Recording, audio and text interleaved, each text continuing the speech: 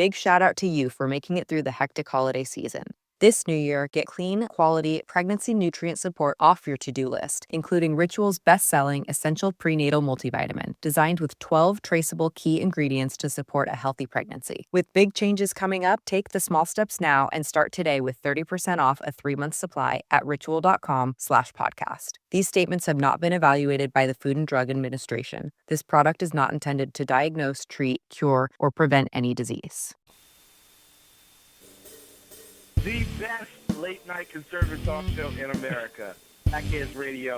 And listen, there are no people better on the air to give you the best in conservative talk than Sackhead Sean and Sackhead Clint. And we're working on the immigration papers for a certain other guy who happens to work here, too. For those who are tuning in around the world to the best in late-night conservative talk, Sackheads Radio. Hack News. Hack News. Radio. Hack News. Hack News. Radio.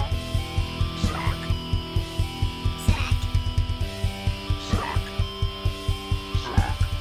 The best late-night conservative talk show in America. In America.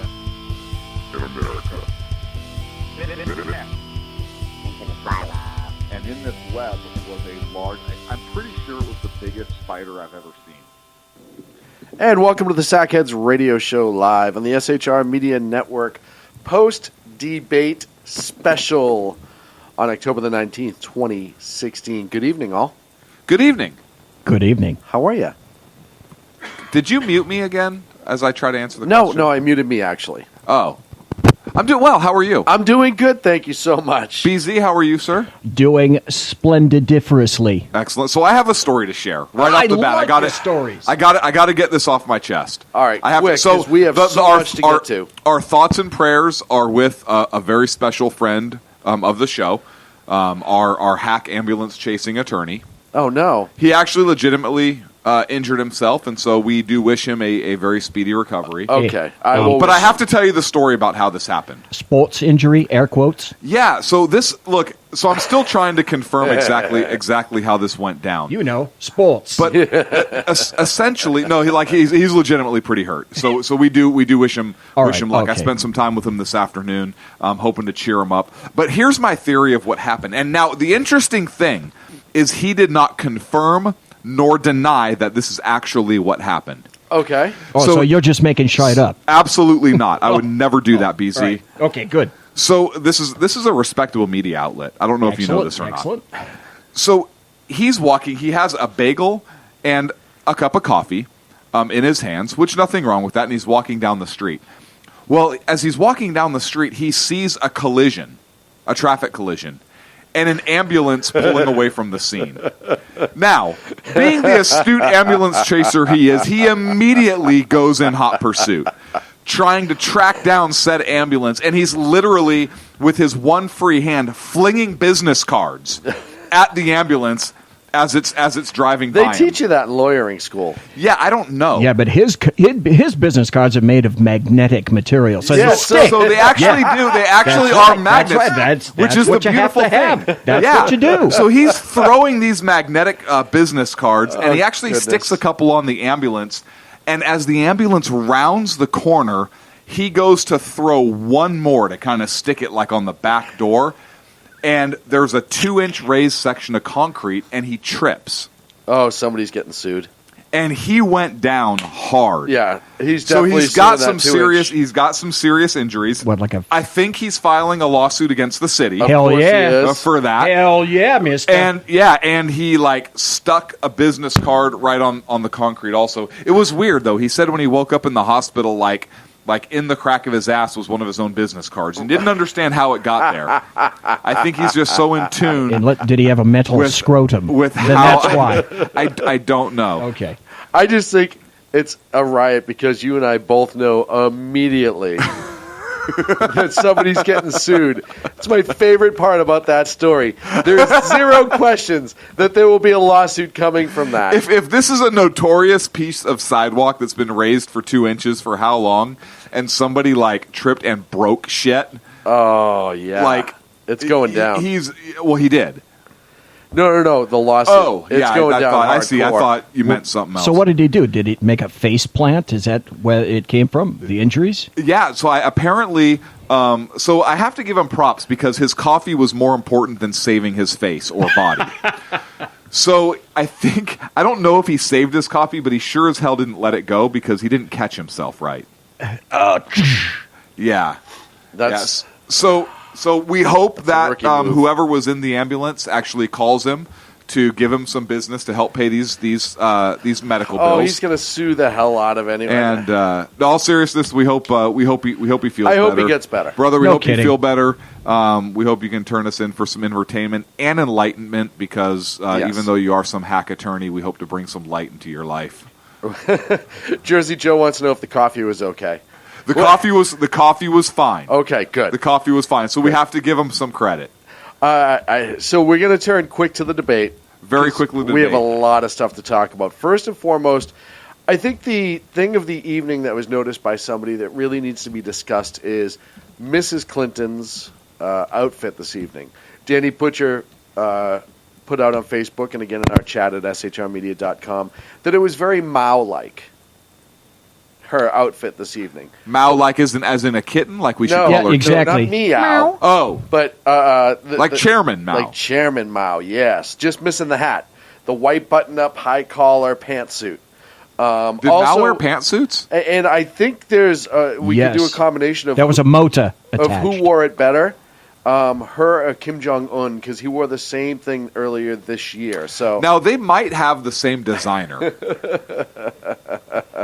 Can we get anybody to research this? we have Does to Hillary, do. Somebody has to do the research. does see Hillary if it's- Clinton have the same designer as both Chairman Mao and Little Kim? Jong Un, The little Kim. See, Lil' Dave, Kim. Dave just hit on it in chat. He said the exact thing I was thinking.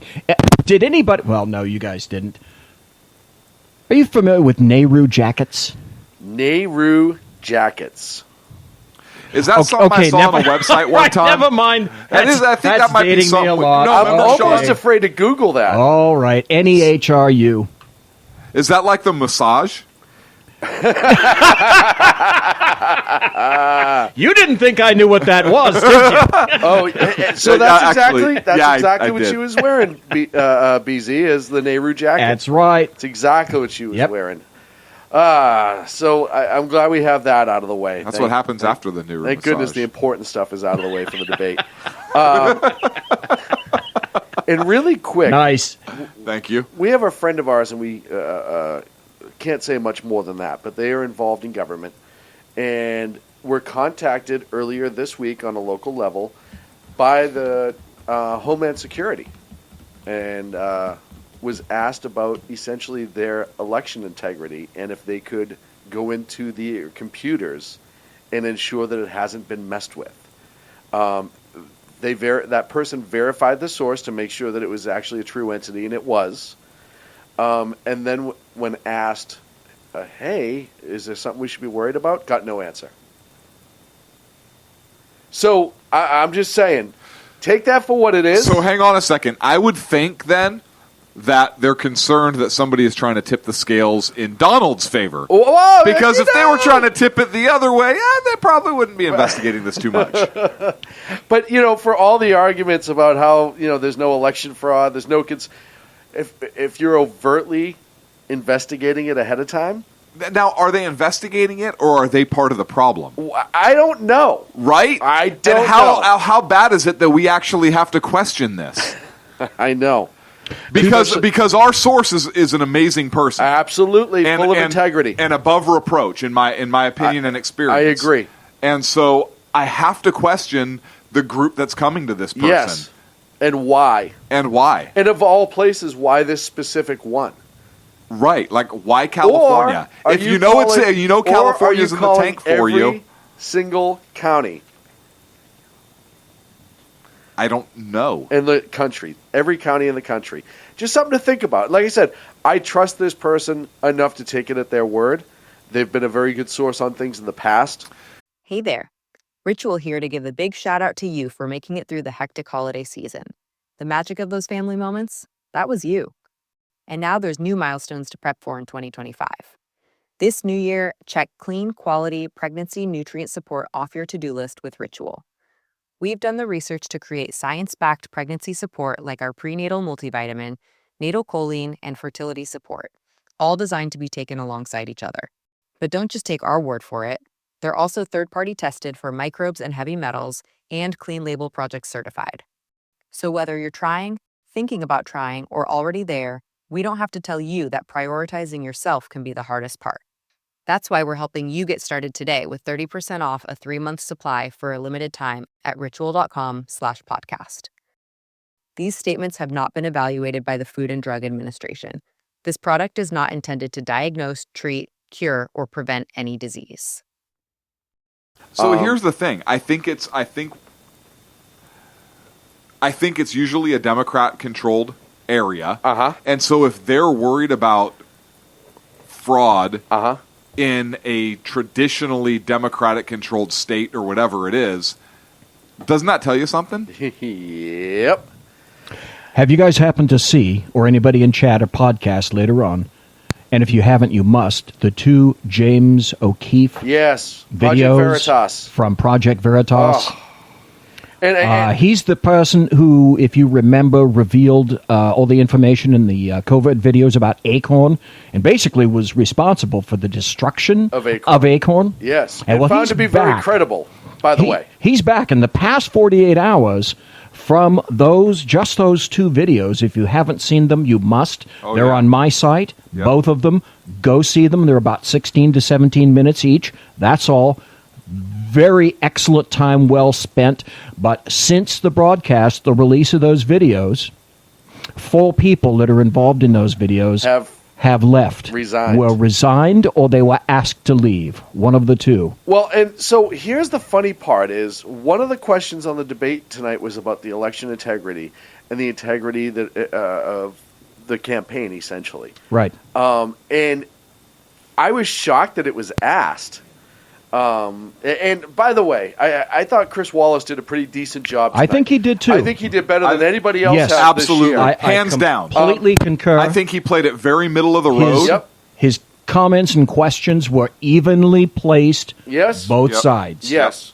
So I want to get that out of the way first. But that was one of the issues brought up tonight was the election issue and WikiLeaks and Project Veritas. And I think that's a good place to start. Do you think, should it matter how this information is getting out? Or should we be thankful as an electorate, as a voter, should we be thankful that it is out? Because that was one of the things Hillary liked to spin that towards, well, it's Russia and Russia's hacking. We can fight about that later. I think both are very important. I think both are equally important. I think it is just as important to get the information out there so that we as an electorate know what's going on. Right. However, I think it's just as important to know that I think one is important because we need to know if our electorate, what our elected officials are doing, what kind of shady stuff they're involved with, Republican or Democrat. Right. I think that is the utmost importance because these are people that are going to be leading our country. Yeah. I think it's equally important to know if a foreign entity is hacking into our systems and trying to play a hand in our election process. I think that is equal. I don't think either one issue is more important than the other. They both have serious ramifications and implications for our country. She kept stating that the Russians were behind the DNC John Podesta hacks. Has anybody listening to the sound of our voices right now heard the new Judge Napolitano video released today? Have not. Okay. What he is speculating is this. I have not. And it's also backed up by Zero Hedge. Ladies and gentlemen, if you don't go to Zero Hedge every once in a while, you're not serving yourself well. What he said is this. He doesn't believe that the Russians were behind the hack. And he goes into a number of reasons. And one of them is a gentleman by the name of Binney who worked for the NSA. That article is at Zero Hedge. And what Judge Napolitano said is this.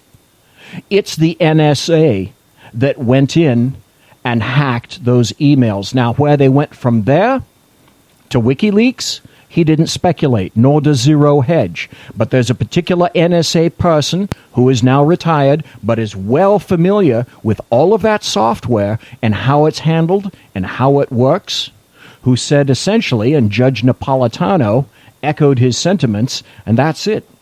But The NSA did that because they don't trust Hillary Clinton. She doesn't know or doesn't want to know how to handle classified information, and the release of the classified information and the disdain with which she holds classified information got people killed. And that was the NSA attempting to keep the United States safe. Clint, what say you? look, I think so. My first part of this, my first response is this. I think that Hillary Clinton and the Clinton campaign of the Democrats are blaming the Russians because it's convenient to blame there, because they can attempt to hang Donald Trump and what he's said about Putin and what Putin has said about Trump as well, to try and hang that around Donald Trump. So it's easy to blame the Russians because it makes Trump look worse for wanting to kind of partner with them, for example, even in fighting ISIS, which is an idea that we talked about on this show, a year ago? I don't remember how many months ago, where we talked about, hey, we should be fighting ISIS together with Russia. So I think it's a convenient narrative for the Democrats to say, oh, it's probably Russia, and look how cozy Donald Trump is with Russia, and they're trying to play into our electorate.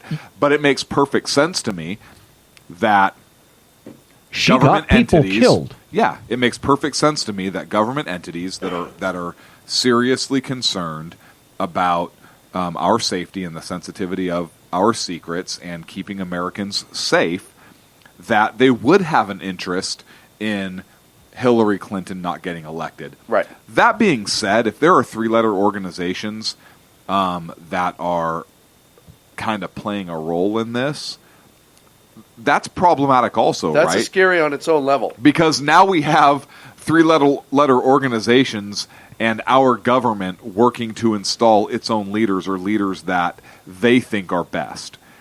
So while I understand there may be people in the NSA that are hesitant about Hillary Clinton and why, and I understand why they can't come out and say certain things, but if we have members of three-letter organizations taking it upon themselves to affect elections and to install certain people that meet their interests under the guise of keeping America safe, I think it's almost a similar argument as passing a Patriot Act for our safety. Well, I mean, we can't compromise our values or our integrity or our system under the guise of our safety. Right. Look, if the people and the electorate elect Hillary Clinton, then that's what we get. I mean, it's that.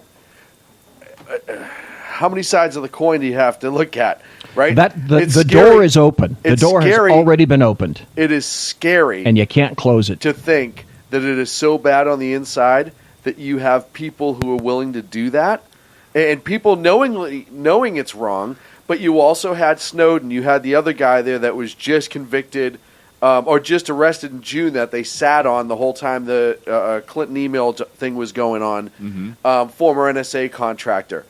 So you know that there are people who have access who are saying, hey, something's wrong. Corruption is rife all up and down. John Kerry went and contacted Ecuador, where Julian Assange is now, and had them turn off the internet. Yes, so that was my next step. So this information's getting to Assange. We can all agree if it's an inside job, it's actually worse on some levels than if it's an outside job, right? But for me, it actually shows you how bad it is that the inside people are saying, this needs to get known about no matter what. But yeah, I get it. No, I know I what you're understand saying. exactly. It's that I know what you're both it's saying. That balance, right? We're looking at the scales of justice right now. Yes. Is there a balance? And I'm not saying, but one of the things that I look at it is, if they're not doing anything wrong, the people who are information are getting released, then we wouldn't be here. So when we start looking... Yes, that's the point right there. Yes. If that button hadn't been pushed by leftists and Democrats, we wouldn't find everybody else in this position today. But you're right. But it is. But it's our job. It was Director James Comey's job. Oh, and he flat-ass killed that. Look, yeah. So it doesn't mean another organization gets to take it upon itself to try and subvert the election. But is it so? Hey there. Ritual here to give a big shout out to you for making it through the hectic holiday season. The magic of those family moments, that was you. And now there's new milestones to prep for in 2025. This new year, check clean, quality pregnancy nutrient support off your to-do list with Ritual. We've done the research to create science-backed pregnancy support like our prenatal multivitamin, natal choline, and fertility support, all designed to be taken alongside each other. But don't just take our word for it. They're also third-party tested for microbes and heavy metals and Clean Label Project certified. So whether you're trying, thinking about trying, or already there, we don't have to tell you that prioritizing yourself can be the hardest part. That's why we're helping you get started today with 30% off a 3-month supply for a limited time at ritual.com/podcast. These statements have not been evaluated by the Food and Drug Administration. This product is not intended to diagnose, treat, cure, or prevent any disease. It goes back to the Snowden argument. Is he doing a patriotic thing by exposing corruption at the risk of himself? True corruption. It's not like they're making the stuff up and releasing it. Right. So is it the job of a patriot to release, and we had this argument with Snowden, is it the job of a patriot to release that information, or is it a job as a member of the NSA to make sure that it stays confidential? It's the cart and the horse. It really is, because as a patriot, you're releasing sensitive information, and you're violating certain tenets that you've agreed to do. You've agreed, right? But on the other hand, sometimes the blood of patriots, even if it's metaphorically, I think if it's but here's the deal: these patriots are doing this. They're part of the 3-letter organizations, right? If they were independent of, different story. But they're not, right? And that's the problem. I understand that, but on some level, because what happens if it's just somebody that they don't like and they've already, well, hey, do you remember when we did it to so-and-so? Yeah, but you know what? I don't care, because none of the leaders should be dirty. And if this causes transparency, I agree with you. But think about the NSA. Think about the NSA and what they're capable of. I understand what they're capable of. So, hey, what if a leader's not dirty, but maybe something sounds kind of shady, and so they start releasing that stuff? Well, what if your entire campaign and everything that you say is a sham and a lie behind transparency? Now, do the logical extension, what I call the logical extension. Where's the line? For some people, is the line, a question for you, Sean, and a question for you, Clint. Yes. Is the line where people get killed? Well, and at which point are you on some level exposing a tyrannous act on some level? I'm not saying that specific, but some of the things that have come up, I don't know, selling uranium to Russia through the Clinton Foundation to further support yourself as Secretary of State, etc. She sold what? She arranged for the deal of uranium to be sold. Oh, I thought she sold Russia. her anus. Oh, no. That was a different. That was Bill. No, that's a different. Totally different. That was orbit. Bill. Okay. But how do you balance it? And I guess it comes down, right? We can sit and judge all we want, and like you said, you see both sides of the argument. You see it. I do. But does it come down to that individual who has that burden weighing on them so much? You know what? There is government corruption going on. There's government issues, and they let it go until she ran for president, right? When she was Secretary of State, you've heard a few rumblings, whatever, but nothing was really said after she left until she started running. And now you have that person potentially being the leader of the free world, and you have all of this information. So here's my thought on that. It's a bright line test for me. It's very and it has to be. I see both sides, but that doesn't mean I necessarily agree with both sides, because it's a huge slippery slope. Enormous. Once we start going down that road. And so I think we don't even step foot on that road. If somebody in a 3-letter organization has information like that, that they have to get out, then I think they don't utilize 3-letter organization resources to do it or technology to do it, and they come out and they go public. That's what I think. Because having it's the I guess it's the way if it's true, it's the way that's being done that I have a problem with, because you have potentially 3-letter organization giving information to foreign entity to leak out to affect an election to get somebody else that this 3-letter entity wants. I have a major problem with that. If you want to do your patriotic duty and you have this information and you're a patriot, then step out, step up, and come forward with information, or come forward and say, hey, listen, I know this person to be dirty.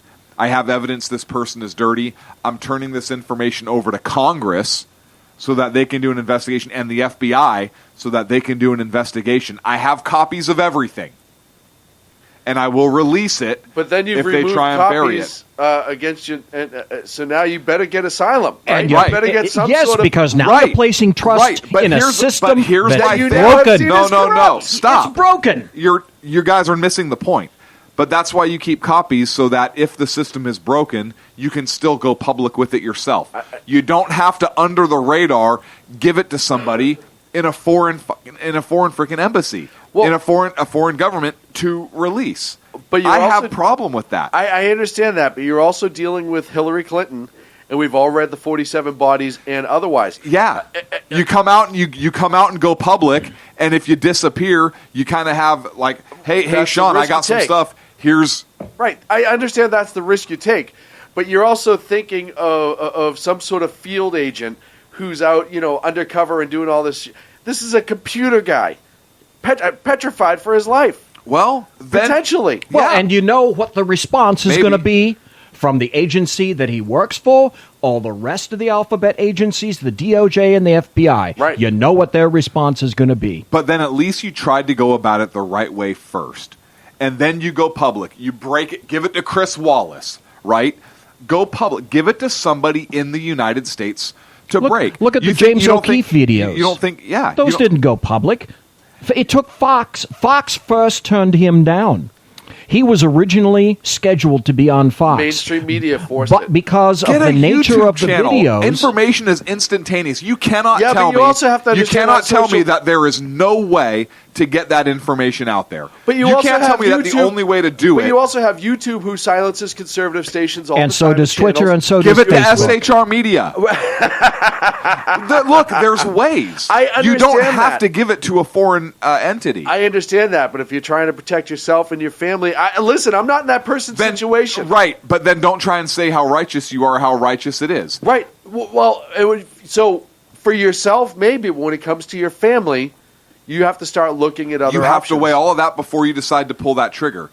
On some level, So, yes. so, on some level, so again, no. while I see that side of it, if you really have a problem with it, look, stand up and it takes courage to do the right thing sometimes. Well, and maybe that person will come out eventually. That's fine, but they should do it now. This information shouldn't be going for But the- Assange and WikiLeaks to leak out. Well, In my opinion.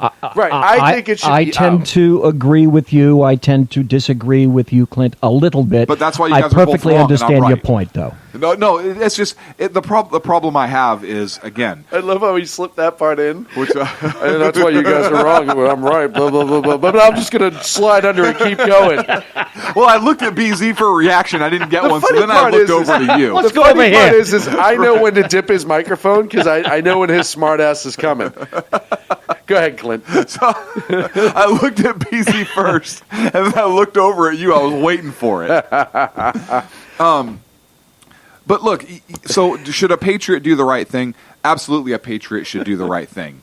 But a patriot should, if a patriot is really worried about doing the right thing, and you're doing the right thing because America stands for something, then you have to start and go through that process. And I'm not saying don't have backups, don't have other things. Hey, I tried to do it this way, and now maybe I have to go another route. But man, I have real issue with government agencies playing politics. I think there's one extremely important aspect which kind of goes through all lines, all people, all classes that we all need to take away from this particular election, and it really doesn't have anything to do with Hillary Clinton or Donald Trump.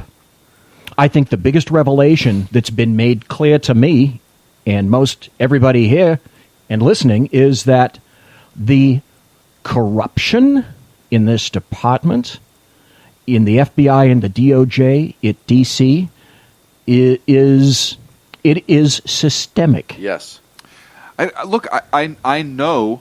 And it's, don't make the mistake, it's not at the Indian level. Okay. It's at the chief level. Okay. That I will tend to agree Wait. with. How do we get to Cowboys and Indians? The No, line. that's not a game this week. Oh, okay, the Indians are in the MLB playoff. Well, Cowboys okay, are. all right, Cowboys are sorry. NFL. Different. Scary. Yeah, you're talking about hockey, right? It'd be Cowboys and Redskins. Hey, Carrie Donovan in the chat room brought up a really good point that it certainly bears thinking about. Is what if that person is still gathering information to this point and hasn't been able to release it all on some level? Just food for thought before we go to break. Look, that's fine, but then either release what you have if this is a person that's feeding this information to WikiLeaks. Right. But look how much WikiLeaks has come out with already. No, This person could have released that on their own or done something else, and if they're still gathering information, then And look, great. simultaneously, look how much from WikiLeaks, the mainstream media, what I call the American media maggots, have disdained. Of And course. have refused to even address. Yep. Primarily CNN. Clinton News Well, we got a break. So we're up against the break. Hey, like I said, none of us are in that person's shoes. No, but it's the system. It's the system that I'm worried about. I agree. You should. I have But some I'm looking at interesting it from the stats when we individual come back. and from the and we got to get into the debate because that's why we drew everyone here tonight, right here on Sackheads Radio Show live in the SHR Media Network. Stick around. We'll eventually get to the debate after we've had. I don't want to. You guys are mean. doo-doo head. Conservative media done right. You're listening to the SHR Media Network. Breaking news. According to the latest report coming out of SHR Media, a merchandise store to support both the Reaver of Common Sense and SHR Media has just been unleashed to the general public. Be forewarned that this site can be contagious and numerous items can be purchased to support the best news programming. Go to Reaver.one website and click on the store link to check out the merchandise.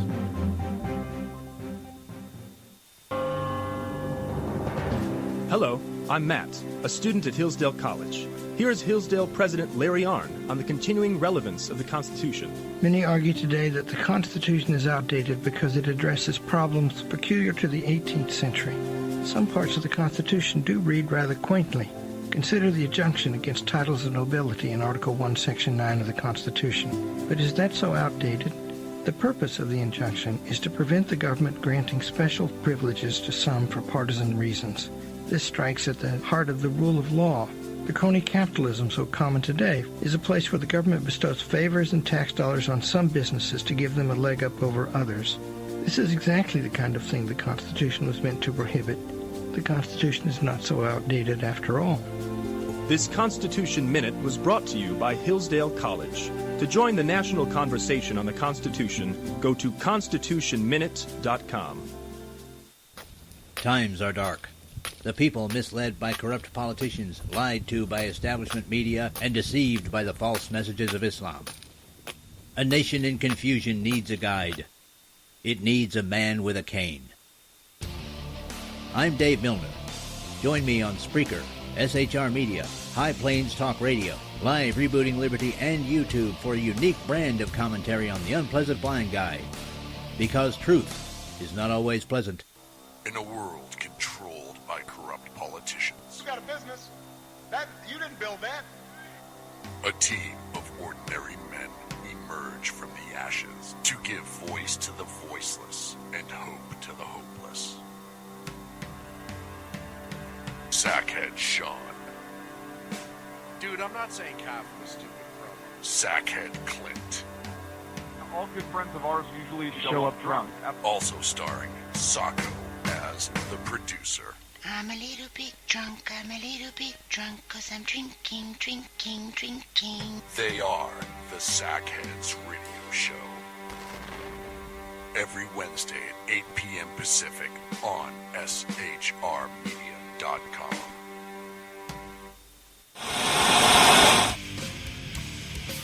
Beware, the Jersey Takeover is here. Every Monday through Friday, 11 a.m. to 1 p.m. Eastern Standard Time. You can catch the Reaver of Common Sense show, hosted by Jersey Joe, right here on shrmedia.com and highplains.dailynews.com. Only Jersey can deliver hell like no one else, so consider this your fair warning.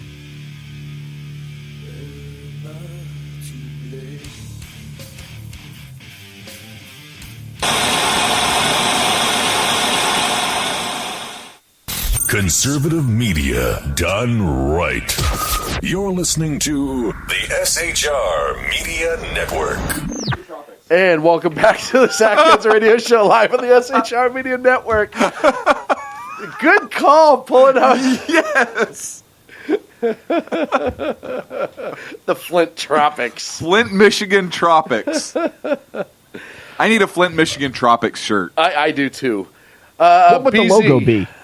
No, have you ever Semi-Pro. Semi-Pro. Great movie. Great movie. If you have not Will seen Ferrell, Semi-Pro, it's one of those stupid Woody Harrelson. Shut your brain off and just sit down and watch movies. Oh yeah. Anchorman, along the lines of that. Really, really great. Horribly stupid. Ronald Flint, Michigan Burgundy. Tropics. There's a bear loose. Run for your life. Use children. They like the soft flesh. Before we went to break, we were talking about WikiLeaks and the NSA and the thought that the NSA may have actually been the one releasing it and that Russia may be a cover-up for it. And, you know, we all know that Hillary's doing everything she can anyways to make Russia the biggest, baddest person on the face of the planet. Because let's face it, she had a reset button, and they didn't go for it. So she's a little pissy. Yeah. Well, who would you, if you're Russia, if you're Putin, put yourself in his shoes. Who would you rather see in the White House? Someone like Hillary Clinton that you could control, that you have a fairly good idea is going to keep on the sort of the same role, if you will, as Barack Hussein Obama, or somebody that's a loose cannon like Donald Trump? Well, right. So, to me, for that reason, that Russia's behind all of this and the little shadow puppets being pulled and strings and whatnot, for me, that doesn't play. Right. Let me give you some stats from a recent Pew Research Center. Pew! Pew, pew, pew. And that is that 1 in 8 voter registrations in the United States is significantly inaccurate or no longer valid. Yes. 1 in 8 voter registrations. So I did the numbers. There's 318 million people in the United States. That means that 18 million people, that's 1 in 8. That's how many people are affected in this. Now go back and go through the states, Indiana, Texas, Florida, and all the other states, Virginia, that are having voter discrepancies and issues. These are not by way of interlinked digital problems. These are very localized problems. So when you think about that, are my mother and father, who passed away in 2002 and 2009, are they voting? Well, and if they are, I'd like to know who they're voting for. And listen, we saw this in the last election. You saw some precincts with 103%. Philadelphia, right? Yep. You saw I think. some people voting that were dead. We've seen videos from this time of Acorn-like organizations going around registering people and then destroying Republican ballots. Was that O'Keefe or another group that had that video not too long ago? Yeah, that was another group. But here's also the thing that I'd like to point out.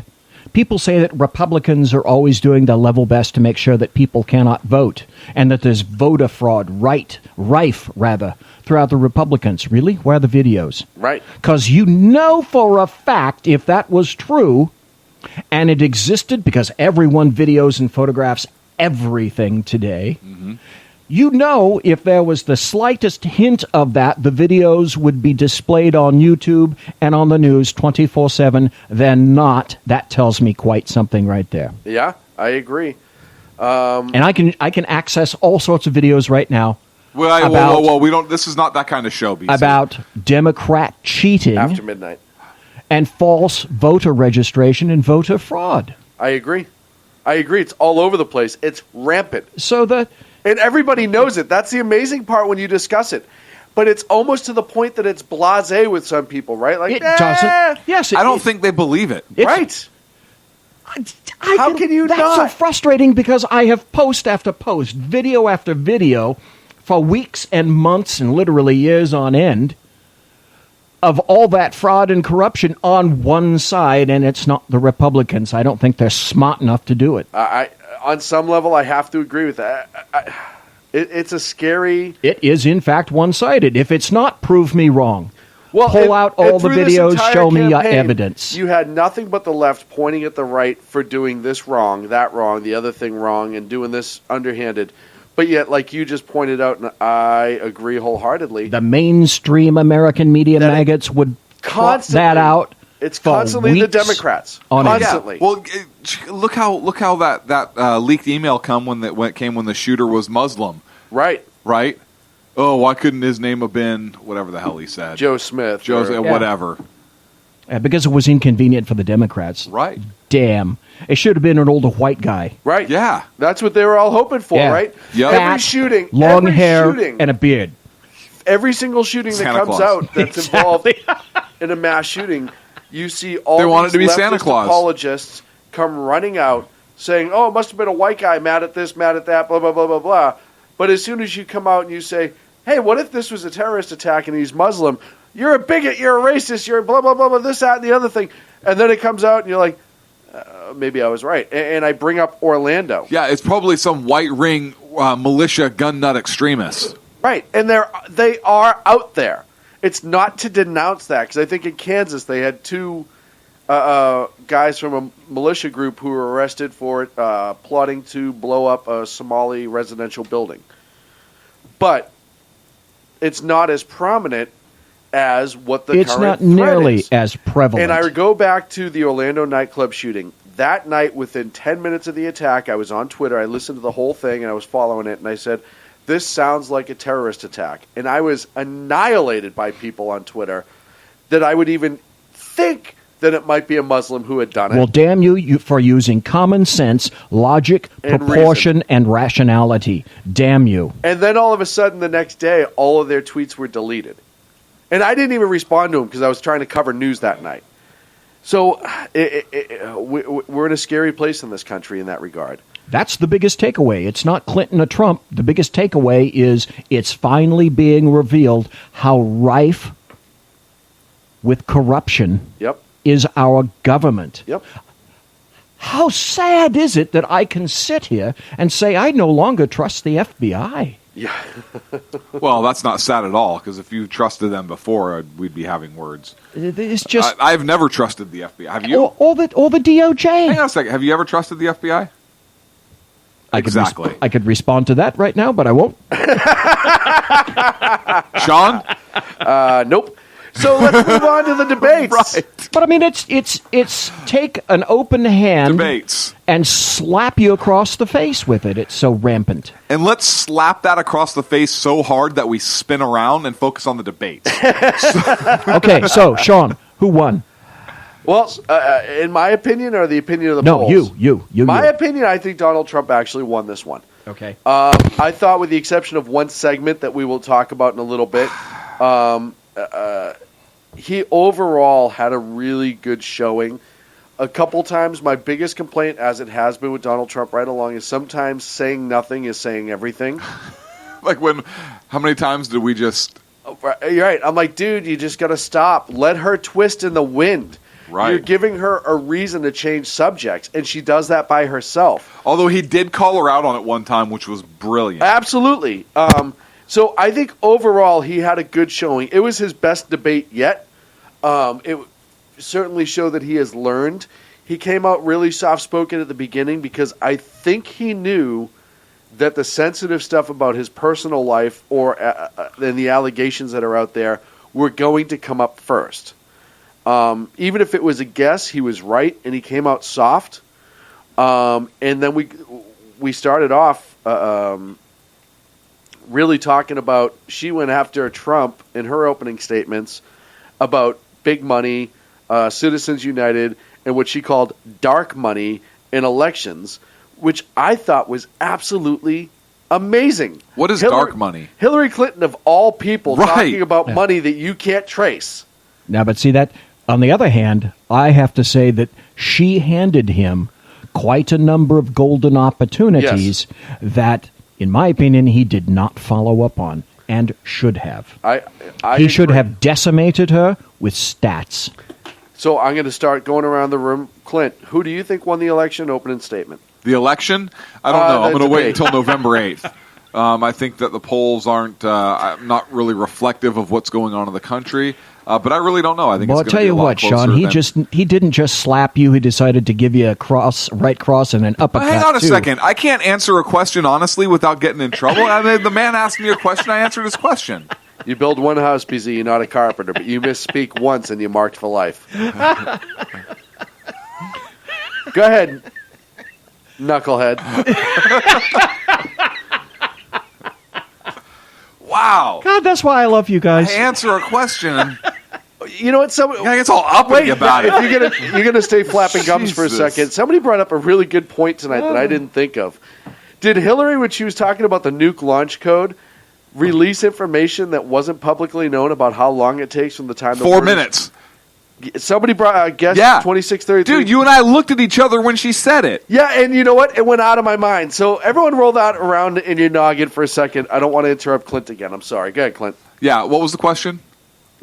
Who won the debate? Oh. So here's going to be my answer. I think... I'll end up splitting you a wig before this night is out. I'm wearing a merkin. I by love the way. being here. Go on. Do you know what a merkin is? Can you just say... PZ, do you know what a merkin is? Yes. Google it. Google merkin. Yes. That's what I'm wearing right now. Do you remember Merkin Muffley and Dr. Strangelove? Yes. Uh-huh. Well, there you go. That's where it came from. So, it's a pussy wig. I know. Yeah. Yes, but From- that's from why like he the was 18 named that. So grab you by the merkin? Right, grab me by the merkin. Yeah, but they actually shave my chest hair and they make merkin. I sell it. It's like a whole black market thing. Did you know this? You could make a lot of money doing this. Get it? Like Black? maybe with your beard. Sean, I love the look I'm getting right now. We need a camera in studio. I think Donald Trump won the debate point for point. But, big but, I think that And he you had... cannot lie. It cannot lie. I think it had. I think he had such a major. I don't even want to call it a gaffe. I think he made such a major tactical error that I don't know if It's recoverable. if it's recoverable. I think that point for point, if I were keeping point for point, Trump versus Clinton, he won. That's not a question. That's not a question in my mind. But with him failing to accept, with him saying that he will not accept the election results, he's not saying that he wouldn't, but just without him coming out and saying, yes, I will accept the outcome of the election. Without him coming out and saying that, I think that he might have cost himself some voters who otherwise would have gone to him tonight because he performed so well in the debate.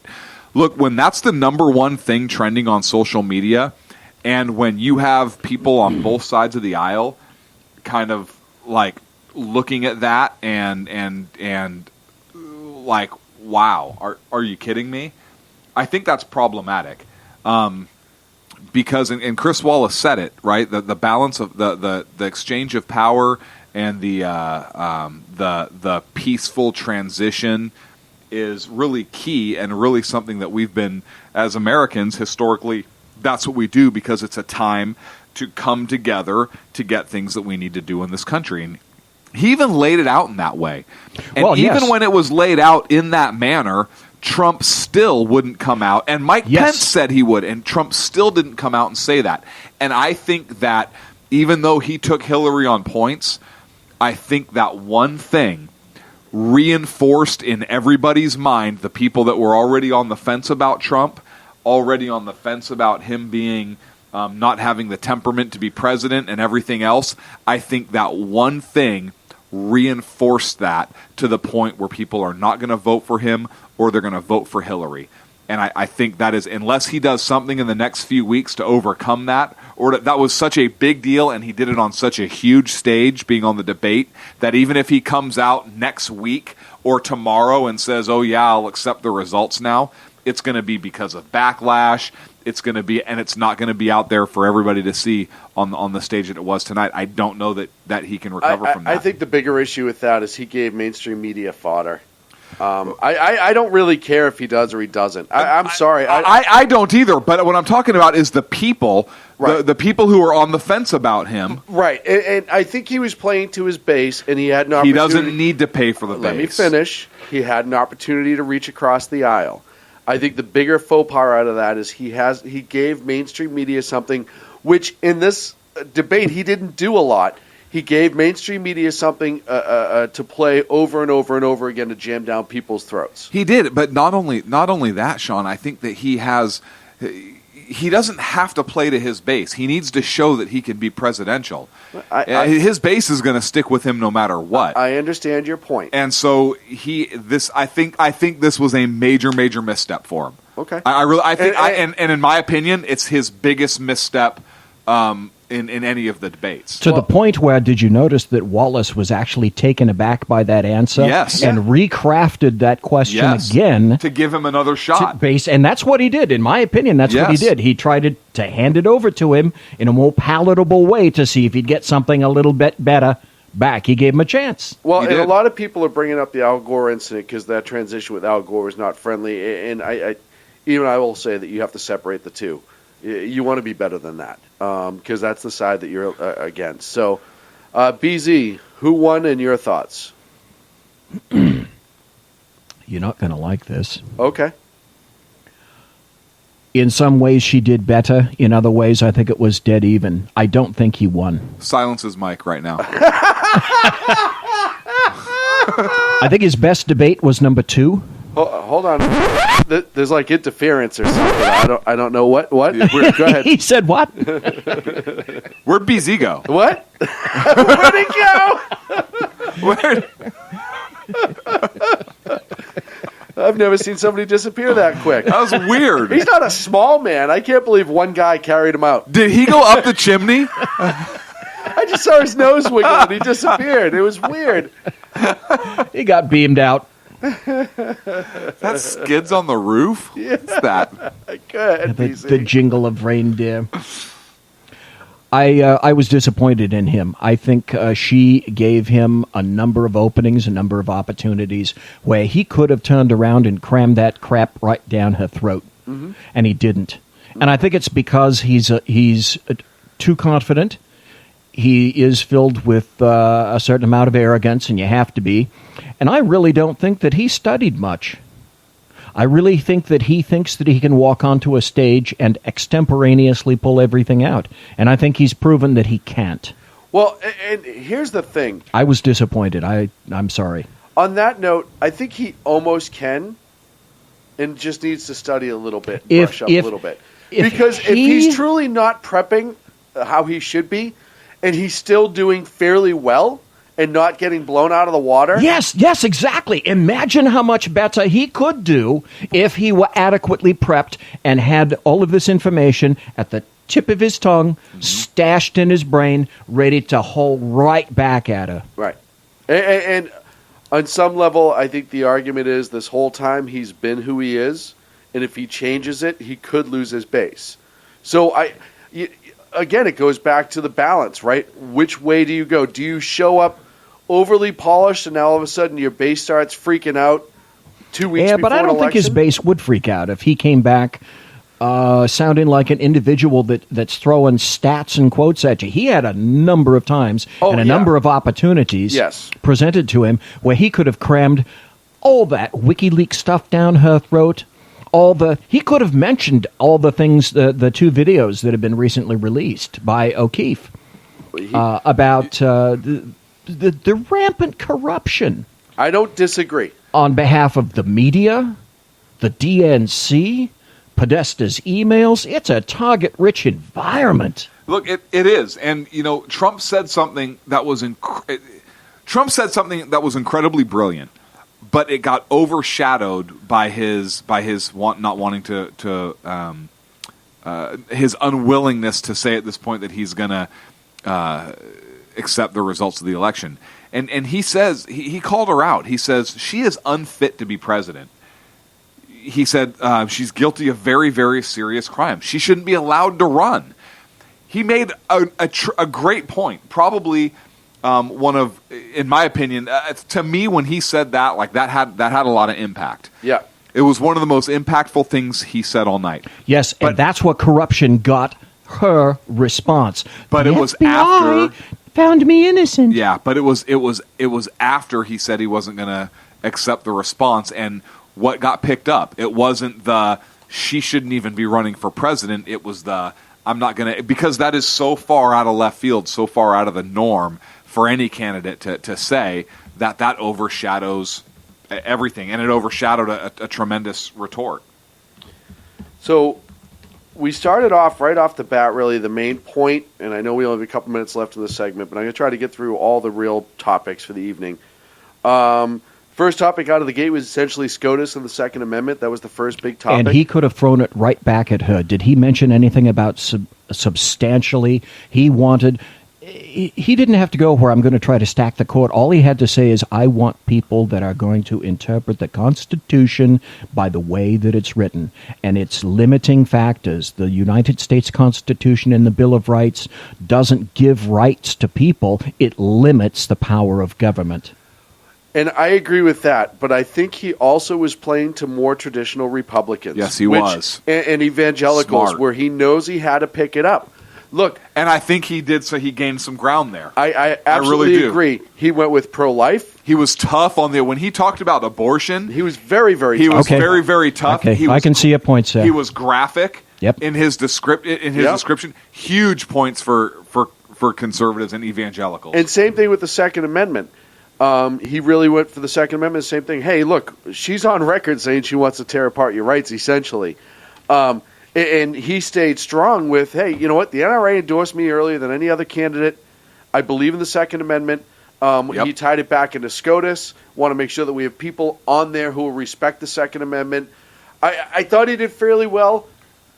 I agree he could have hit on a few different things. He missed a golden opportunity to launch from the Second Amendment to the First Amendment. The Second Amendment is going to guarantee your ability to say what you will, speak as you will, write as you will. The First Amendment exists for challenged speak, not pablum speech. He had that opportunity and missed it. He did, but Chris Wallace was also pretty good tonight about keeping him on point. Right. I was very impressed. And Wallace was good. When they started point. Yeah, when they started going off the rails, like when Hillary completely didn't the quid pro quo or the pay to play, she did not answer that at all, and Chris Wallace nailed her Held on her it. to it. Held her to it. She still didn't answer, and then gave the floor to Trump. The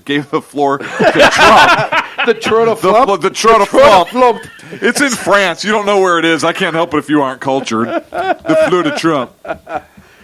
She gave the floor to him, and he answered the question. So I don't know that he would have been able to go there. Can I just say quote of the night? Bad hombres. We'll get to that after the break. I'm going to go down. I'm sorry. I'm going to go down everything. All right. And Trump, really, really good with the Roe versus Wade conversation. Hey, yes, we're going to make sure we get justices that put that where it belongs back to the state. I thought that was, he basically said we're going to overturn Roe versus Wade and put it back at the state level. Right. And Hillary said, I will defend Planned Parenthood. I don't think government should step in and make those decisions regarding abortion. The same person who supported Obamacare all of a sudden doesn't think the government should be in a woman's body. Right. When you passed Obamacare or you supported Obamacare, you put the government in everybody's body. Yeah. On some way, shape, or form. He, like you said, very graphic on late-term abortions. And she didn't defend it. Right. She just said, she talked about how she couldn't believe, something to the effect of she couldn't believe he'd say that or give this right. Or he's just scare tactics. But it's the truth. But it is the truth. But he missed an opportunity there also to say, based on these policies that she wants to lay out or she wants to adhere to, late-term abortion, that's not a fetus. That is an unborn baby with the same rights and liberties as any other citizen. And missed opportunity there. He could have phrased it differently, but when he said, he alluded to it when he was alluded talking to about. it, but he should have said, I gave him a B instead of an A. You're right. He should have been a little bit more definitive. I said at the beginning of the show, BZ, I'll give you a second to respond, but he needs to be more yes and no in some of his answers. But that's just not who he is. BZ? You're right. That's exactly it. That's not who he is. It doesn't matter that he can make reference and say, if you want to find all my opinions, go to my website. That's all fine and dandy. It doesn't mean a thing. It depends on what comes out of your mouth at the time. The reason I think that this was not his finest display, I think his second one was his best, is he was given a number of opportunities and he just didn't go there. I chalk that up to the lack of prep. Okay. So we have lack of prep. We're going to go into a break. When we come back, immigration was next up. And one of the points that he made, which a lot of people, I think, in this country miss, is the impact of the borders, not just for terrorism and not just for the drugs that everyone thinks of, but heroin. And right now it's affecting where I come from in a lot of cities in a major way. And we'll discuss all that and more here on the Sackheads Radio Show post-debate special. As we, what did you call it? What did you? Donald Flump. The Florida Frump. The Florida Frump. Right here. It's in France. Right here on the Sackheads Radio Show live on the SHR Media Network. Conservative media done right. You're listening to the SHR Media Network. Breaking news. According to the latest report coming out of SHR Media, a merchandise store to support both the Reaver of Common Sense and SHR Media has just been unleashed to the general public.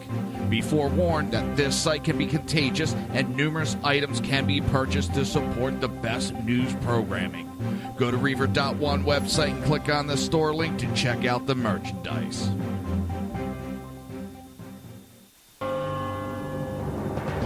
Hello, I'm Matt, a student at Hillsdale College. Here is Hillsdale President Larry Arnn on the continuing relevance of the Constitution. Many argue today that the Constitution is outdated because it addresses problems peculiar to the 18th century.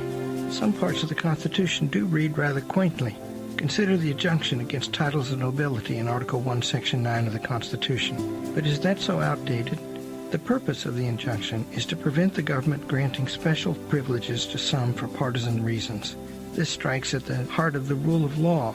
The crony capitalism so common today is a place where the government bestows favors and tax dollars on some businesses to give them a leg up over others. This is exactly the kind of thing the Constitution was meant to prohibit.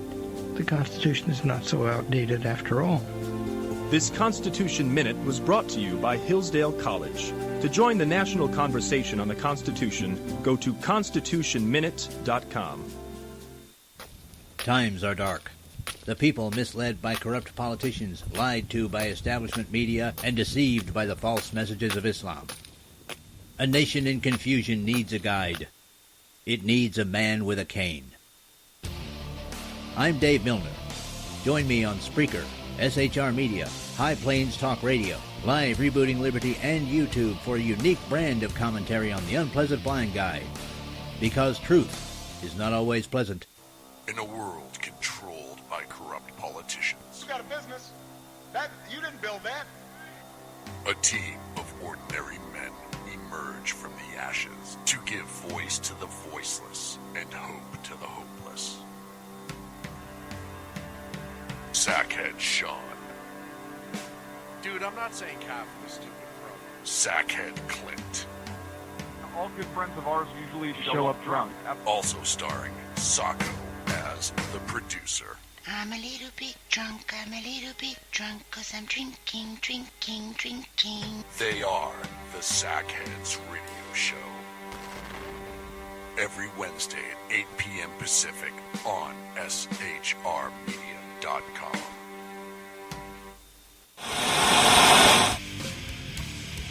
Beware, the Jersey Takeover is here. Every Monday through Friday, 11 a.m. to 1 p.m. Eastern Standard Time. You can catch the Reaver of Common Sense Show, hosted by Jersey Joe, right here on SHRmedia.com and highplains.dailynews.com. Only Jersey can deliver hell like no one else, so consider this your fair warning.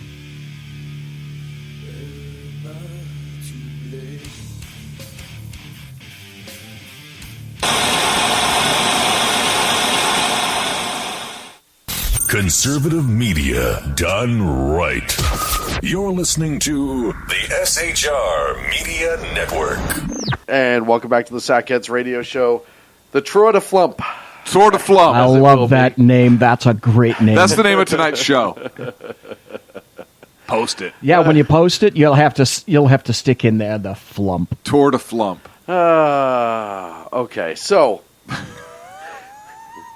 I was just on break. I was going through CNN. Oh, I'm sure they have nice balanced coverage because Clinton said a lot of bad stuff, right? It is amazing to me. It's everything negative Trump. What? Oh, yeah. No way. By exception of Clinton going after his lack of experience in government, which, how can anyone argue that? He's never been an elected official before. No.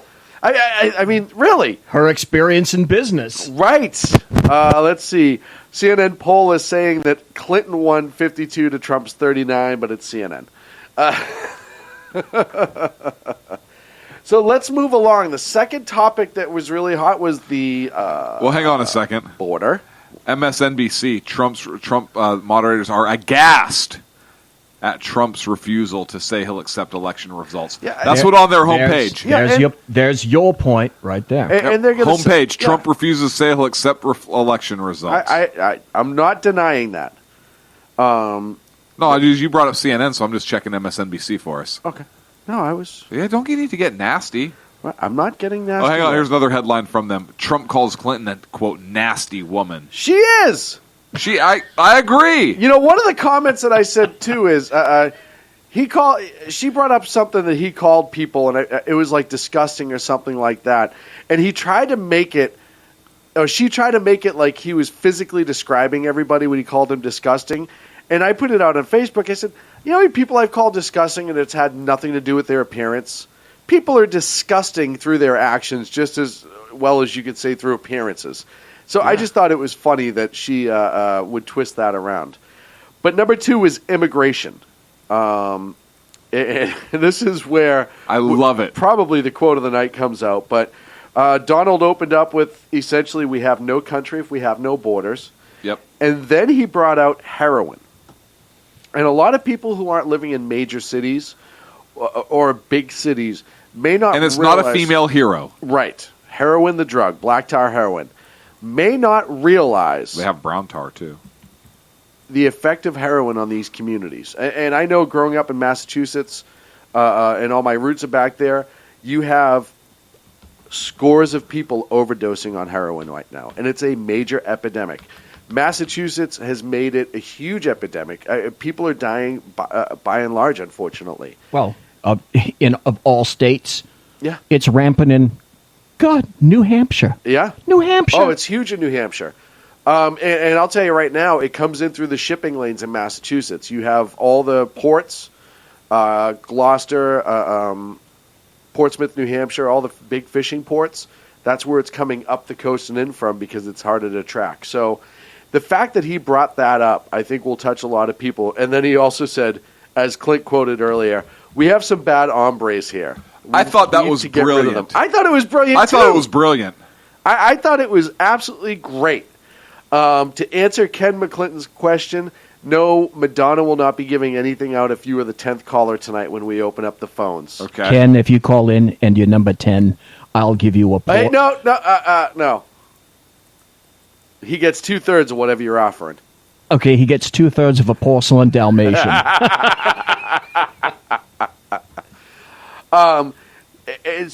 And I honestly thought, she said, I don't want to see deportations for the deportation force that Donald Trump has talked about, putting people on trains and having law enforcement go to schools and businesses and round people up, making a reference very much to Nazi Germany. That's not what he was talking about. I know, but that was what she said. And yes, that's precisely it. All you have to do, here's what you have to do. Let ICE and the Border Patrol do their job. And that's exactly what he said, essentially. That's all you need to But do. Here, Border Patrol, very interesting. Trump brought it up early in the debate in this segment, Yeah, he where he was the says the first. Border Patrol has endorsed him. Right. Yes. First time that's ever happened. Yes. Correct. What do you think is going to happen to the Border Patrol if he Hillary doesn't Clinton win. gets elected? Oh, yeah, they're going to get cleaned out. Absolutely. Everyone who's in that union is going to be fired for some reason or another.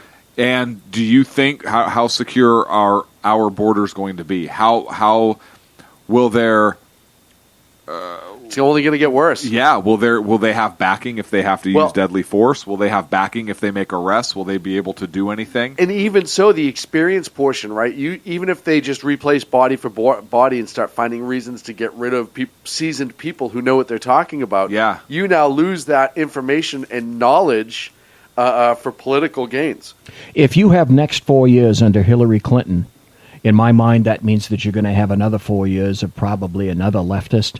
And here's what I'm predicting is going to happen. You're going to discover that those particular individuals who are being solicited to serve in either one of these two venues, the military or law enforcement, you're not going to fill. Yes. Yeah. Yeah, I agree. And also, Trump brought up tonight a great point about Hillary as a senator voting for the same wall that he is proposing to build. And her rejoinder is, I didn't say that. Right. But it was truth. I mean, she did vote for Yes. it. So I thought that was pretty solid. And then it got interesting. Chris Wallace brought out WikiLeaks and how I didn't think he was going to go there. and how Hillary got paid $250,000 for a speech to a bank in Brazil where she was talking about open borders and open border trade.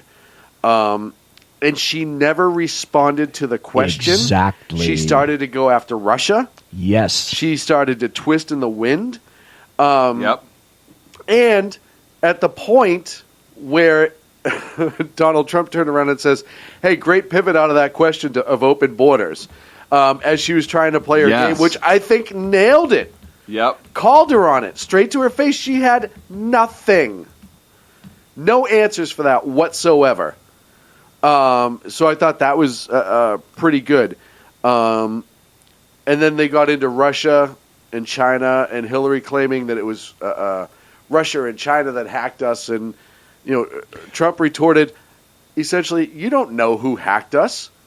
Yep. And what he should have said, and I put this out on Facebook, is you don't even know who got into your server. How do you know who got into everybody No. else's? As far as she was concerned, it was secure because she had Secret Service agents on Standing the in premises. front of it, and Yeah. she cleaned it with the sponge. Right, so hey, that's all the security I need. My Yep. server's secure. So- What are you Yep. talking about? He absolutely did miss an opportunity to say something to that effect, in my opinion. Also, they kind of teetered off into Russia and nukes and the relationship with Russia. It was one of those times that he had her on the ropes with the relationship with Russia. And then when it was his chance to respond, he should have went right to the nuke numbers. He started to go after her history, which everybody knows about her history is abhorrent with Russia. He tried to go after the relationship with Putin. He should have just went to the nukes, the number of nukes. Hey, they're out nuking us.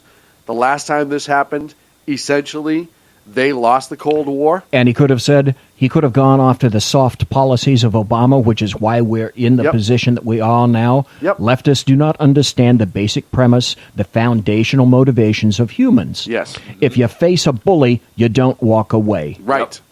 And China is emboldened by this. I said this, I don't know, I might have said this on Monday on Ken's show. The two reasons that China and Russia and North Korea are standing up to the United States right now, one of them is because they know that definitely under Obama, we are a paper tiger. The second reason that they're doing that is economics. They are in an economic problem area. Right. All of their status, their printing money, etc., is all problematic all across the board for Russia, China, and of course North Korea. Those are the two major reasons why we're seeing pushback, why they're building an island, why Russia is standing up and felt emboldened enough sufficiently to just march into Ukraine. I agree. knowing full well we're not going to do anything. Nor At have we. all. We set a red line, and it didn't mean a damn thing. Then we went to Clint. Anything you want to add before we go to economy? No, I said my piece on the immigration. Okay. I think he's right. We do have a lot of bad hombres. Huge bad hombres. Go to economy, and one of the sectors that she said needed bolstering essentially was the My pocketbook. climate change. Oh. She brought up climate change being part of the economy. So she did her whole, I'm going to push that out and get the green people in, essentially tax the rich, the same thing we get out of left all the time. Increase blah, minimum blah, blah. wage. She cited Bernie Sanders at one point to try to get some Bernie Sanders supporters in. Not a whole lot. It went back to Trump, and the same thing with Trump, too. Her tax plan is a disaster. He kind of dawdled on some things and answered a question from before, which I think he should have just moved on. But he talked about renegotiating NAFTA, put that back on the Clintons, which NAFTA was a major destruction to our economy. Everybody knows that. She brought up the Chinese steel that was used in his building, and he essentially said, I was forced. He could have said that a little bit more clear, we had hoped, but it was what he was getting at is, hey. Well, who makes steel in the United States? Right. Guess whose steel is in the Bay Bridge Right, China. in San Francisco? China. It's not American steel. Right, because we don't make it. And guess what they're having with the Bay Bridge? Terrible Problems. metal problems. Yes. Yep. Big problems. There's no steel like American steel, and No. everybody knows that. Well, that's because there is no American steel. Yes, pretty much. All gone. Well, now, yeah. I mean, now there's no American steel. Doo-doo head. I think the Pittsburgh Did you Steelers just should call him change a their doo-doo name. head? Because it's a lie. If the Redskins are having so much pushback from their name, then why should the Steelers not have pushback? Well, shouldn't they be called the Pittsburgh Out of Jobbers? Yeah, or the Pittsburgh Empty Factories. Yes, absolutely. Oh, I like that one. That would make a great logo. You like that one? Yes, I could dream up the logo for Yes. And then she went on saying The she won't- Pittsburgh Unions.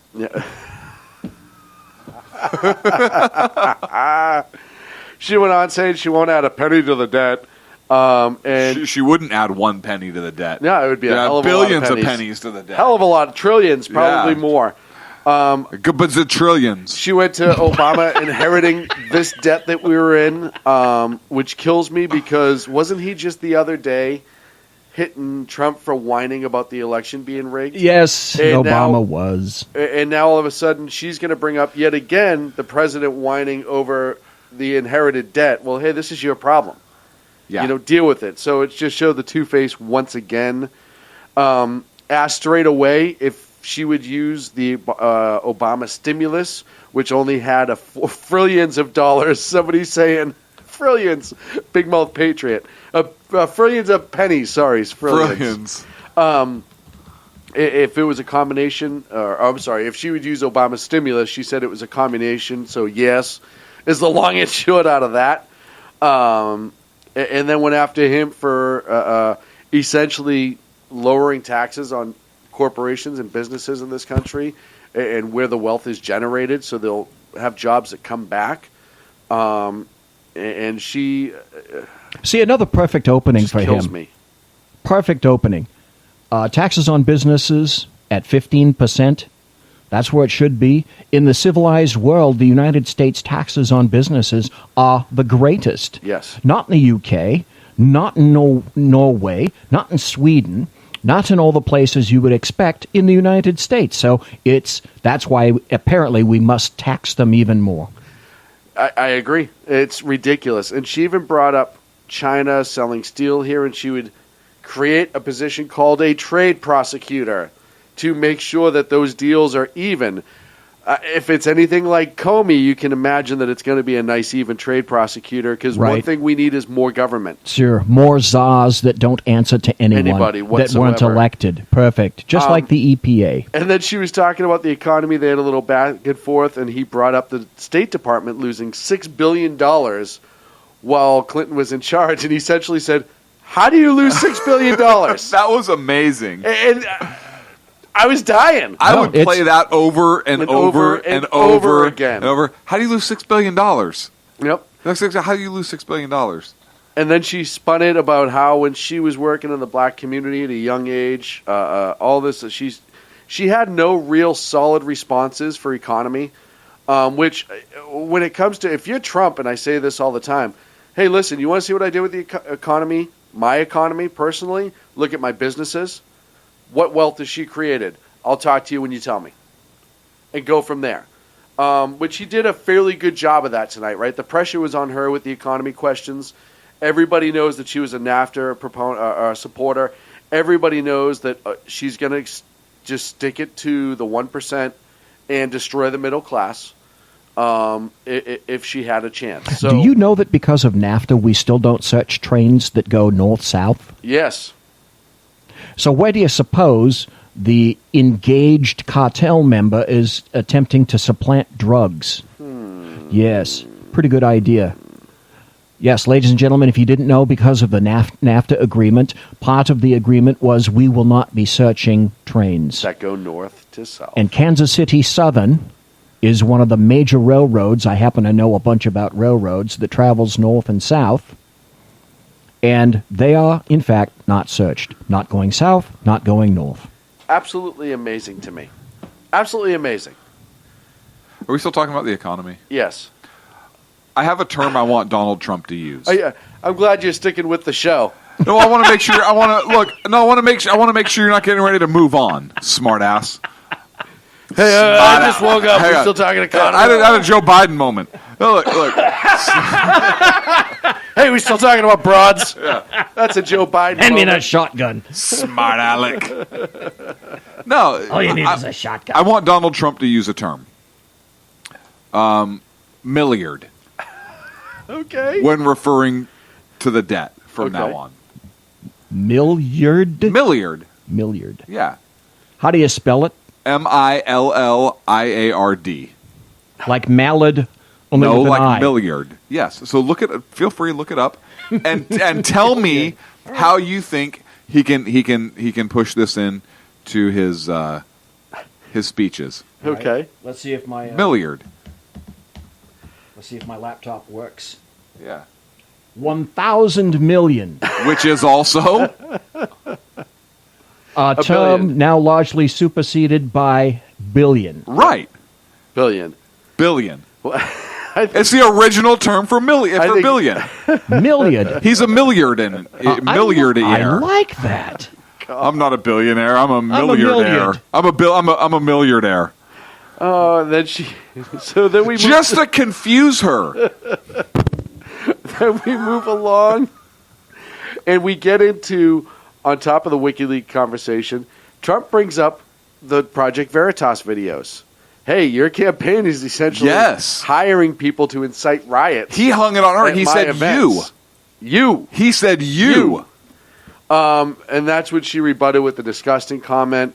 And then tried to say he incites violence because of the few times when people have gotten out of control in his comments at his events. But I'm like, but those people were put there by you to incite the violence. Right, exactly. Right. So how is that his responsibility? I had an argument with the troll today about saying that it's the Trump people that are behind all the violence. And all I did is I said, moron, do you know how to read? No, that's the problem.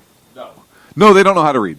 Or they're so blinded by who they're going to vote for. And this is what I was talking about with Trump earlier when you were talking about him playing to his base.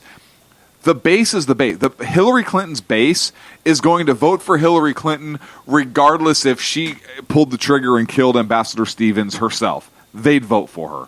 She could have given up the nuclear launch codes and they'd still vote for her.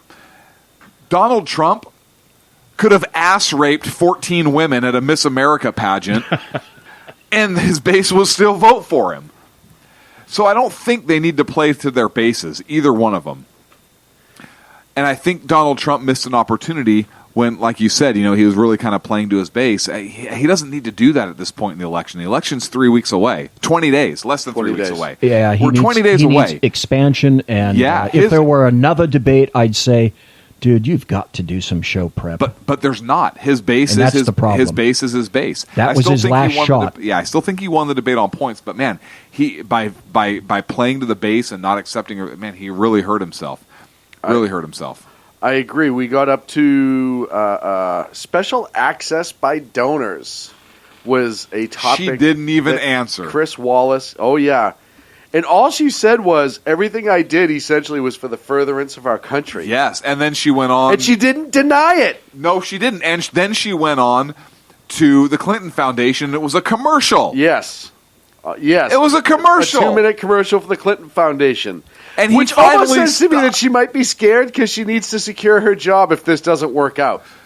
No, it says to me that she didn't know how to answer the question, and so she just went to this commercial for the foundation about how awesome it was, and people are giving money there. Yeah. And so maybe how important it was, almost like a justification.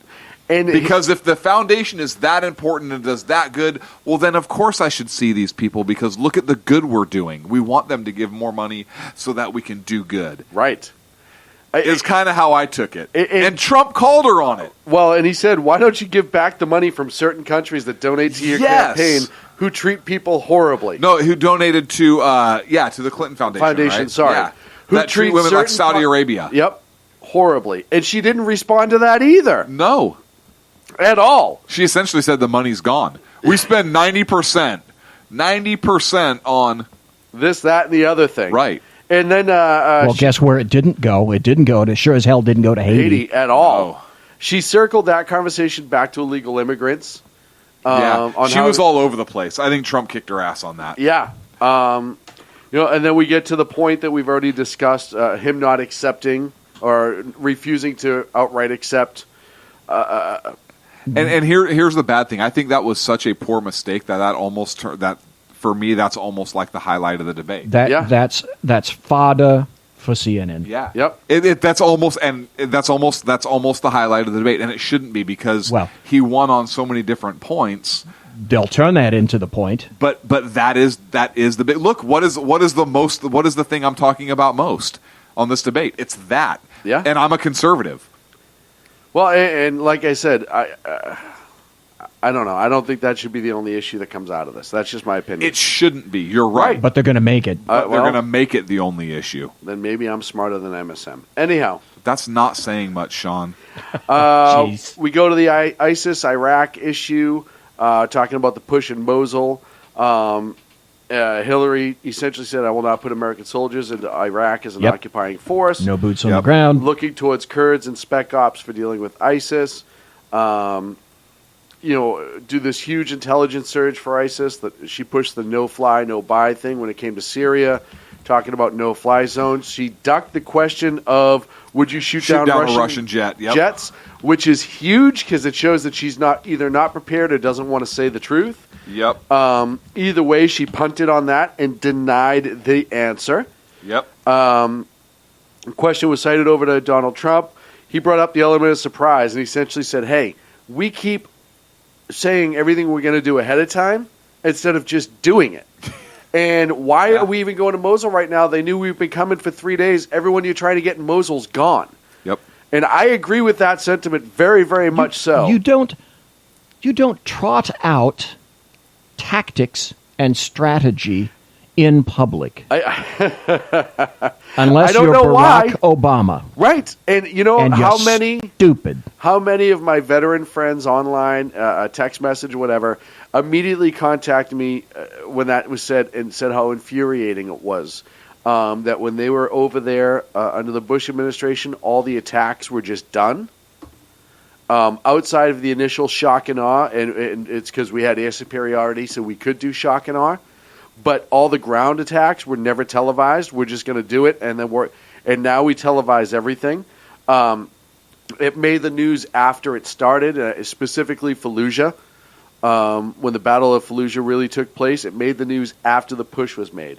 And Trump put it on Hillary Clinton and Obama. Hey, once you were in Iraq, you never should have left. Talking about the vacuum that was left when ISIS grew. So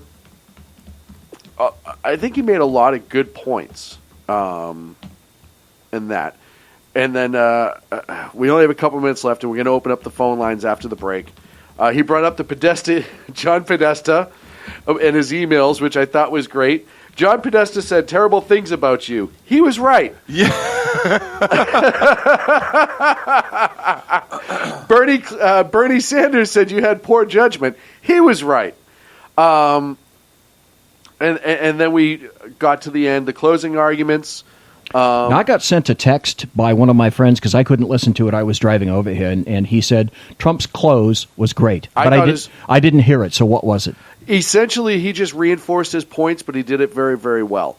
How he was going to fight for the country, bring back jobs, bring back safety, work for the people, and give people an opportunity was the long and short. But it was more of his presentation. It was actually the most presidential, if you will. He talked directly to the camera. Yep. He didn't go off at all. He didn't start, he didn't use the word huge or anything like that. He was very sincere. It actually, you felt like he was talking to you and not a crowd. Hillary Clinton said the word fairer in her closing statement. Which means tax the crap out of you. Right. Yeah, exactly. And her closing comment was, and I give Chris Wallace a lot of credit. He said, hey, I know neither one of you has agreed to closing comments, but we're going to do it anyways. Oh, yeah. Which I thought was kind of cool. Yep. Yeah. But she said, we should make America what it should be. After she slammed him for his Make America Great Again. What do you think this country is? Blah, blah, blah, blah, blah. Her closing argument is, well, we're going to make America what it should be. It's almost like she wanted to say, we're going to make America great again. Yes! I was just like, well, what should it be? If it's not perfect now after 8 years of Obama in your mind. It's too bad he didn't hand her a red hat. If I was the Trump people, like I would be on that. I'd be like, thank you for finally agreeing with our slogan. Yes. Yeah. I would absolutely put it out there. I would put it on an ad right now. Even Hillary Clinton thinks we should make America great again. Yep, and then play that. We need to make America what it should be. Great. Yep. So that is it for the debate. I do want to get Except back... for one extra point. Can I throw this in real quick? Of course. Remember we went to Freedom Fest in Las Vegas? Yes. And we spoke to Don King. Yes. And Don King mumbled and whatnot. Basically, at the end of it, said that essentially he would support Donald Trump. Do you know who came out recently, within the Louis past 2 days, and said he would support Donald Louis Trump? Farrakhan. Louis Farrakhan? Yep. In his quote, he said, because Obama has done nothing for the African-American community, and he believes that Obama would do better than Hillary. That Trump would. Floored. What did I say? Obama. He'd do better than Hillary, too. So would Trump. But yeah, Focus. That was a given. Focus. Okay. I did run a quick poll afterwards on who won the debate, completely scientific, on Twitter. 143 votes at this moment. Has Donald Trump up 62-38. When I hashtagged both campaigns, the main debate, the secondary debate hashtag, and both slogans to try to keep it as balanced as humanly possible. So 143 votes, 62% for Trump, 38 for Clinton. So we're going to take a break. When we come back... People in chat have been asking for the number. I'm going to put it out there. Put it up there now. No. Now. No. Now. I will put it up when I'm ready. I have to operate the board. 1-800. No way. Your mom. I have to operate the board. Here's how it's going to work, because I know what's going to happen. We're going to get 95,000 phone calls. That's going to shut the system down. Most likely. And even more importantly, Lusty Dominique's going to try to slide in. So I got to avoid that. You're going to try and slide in Lusty Dominique? When we come back in 3 minutes, you will get the SHR Media call-in line. First come, first serve, 5-minute limit. It's 1-8. 1-800-EAT-FLUMP. Eat flump. All that more. Sackheads Radio Show. Live callers after this. Conservative media done right. You're listening to the SHR Media Network. Breaking news. According to the latest report coming out of SHR Media, a merchandise store to support both the Reaver of Common Sense and SHR Media has just been unleashed to the general public. Be forewarned that this site can be contagious and numerous items can be purchased to support the best news programming. Go to Reaver.one website and click on the store link to check out the merchandise.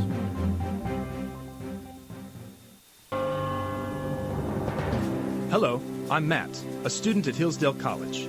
Here is Hillsdale President Larry Arnn on the continuing relevance of the Constitution. Many argue today that the Constitution is outdated because it addresses problems peculiar to the 18th century. Some parts of the Constitution do read rather quaintly.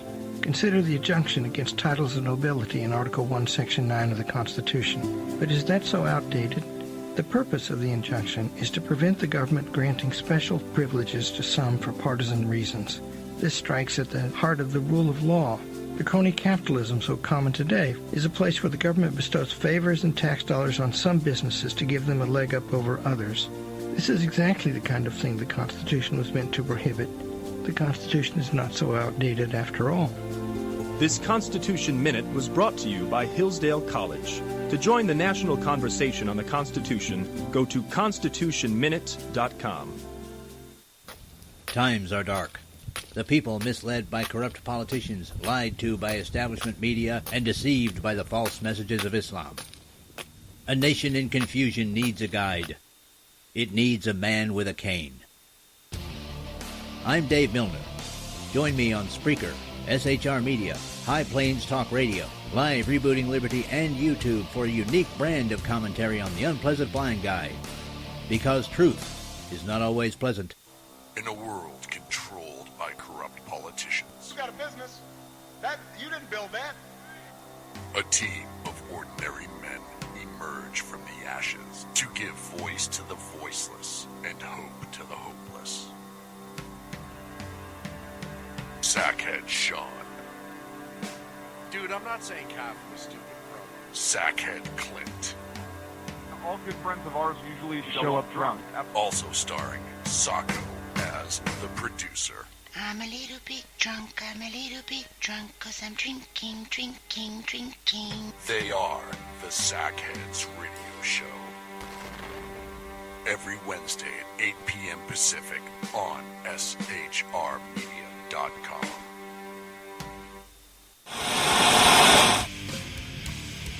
Beware, the Jersey Takeover is here. Every Monday through Friday, 11 a.m. to 1 p.m. Eastern Standard Time. You can catch the Reaver of Common Sense show, hosted by Jersey Joe, right here on SHRmedia.com and HighPlainsDailyNews.com. Only Jersey can deliver hell like no one else, so consider this your fair warning.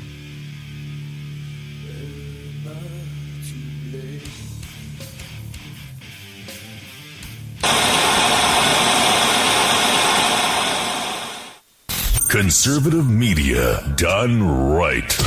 You're listening to the SHR Media Network. And welcome back to the Sackheads Radio Show live on the SHR Media Network. Phone lines will be opening as we speak. Phone number is 916-282-9806. Once again, 916-282-9806. And once I get them rolling, which will just take me a second or two, we will be good to go. Now we're just going to sit here, right? Dead air? And not Dead air the entire time. Right? Okay. BZ. Sir? Will anyone get a bounce from this debate? What do you think? I think she will. Really? Yes. Interesting. I'm still of the opinion that I think his strongest debate was number 2. Okay. This was not his weakest. His weakest was the first. I'd place this his second best debate. All right. Unknown caller. So I'll tell you. Of course, the first phone number I get right off the bat happens to be an unknown caller. Because why not, right?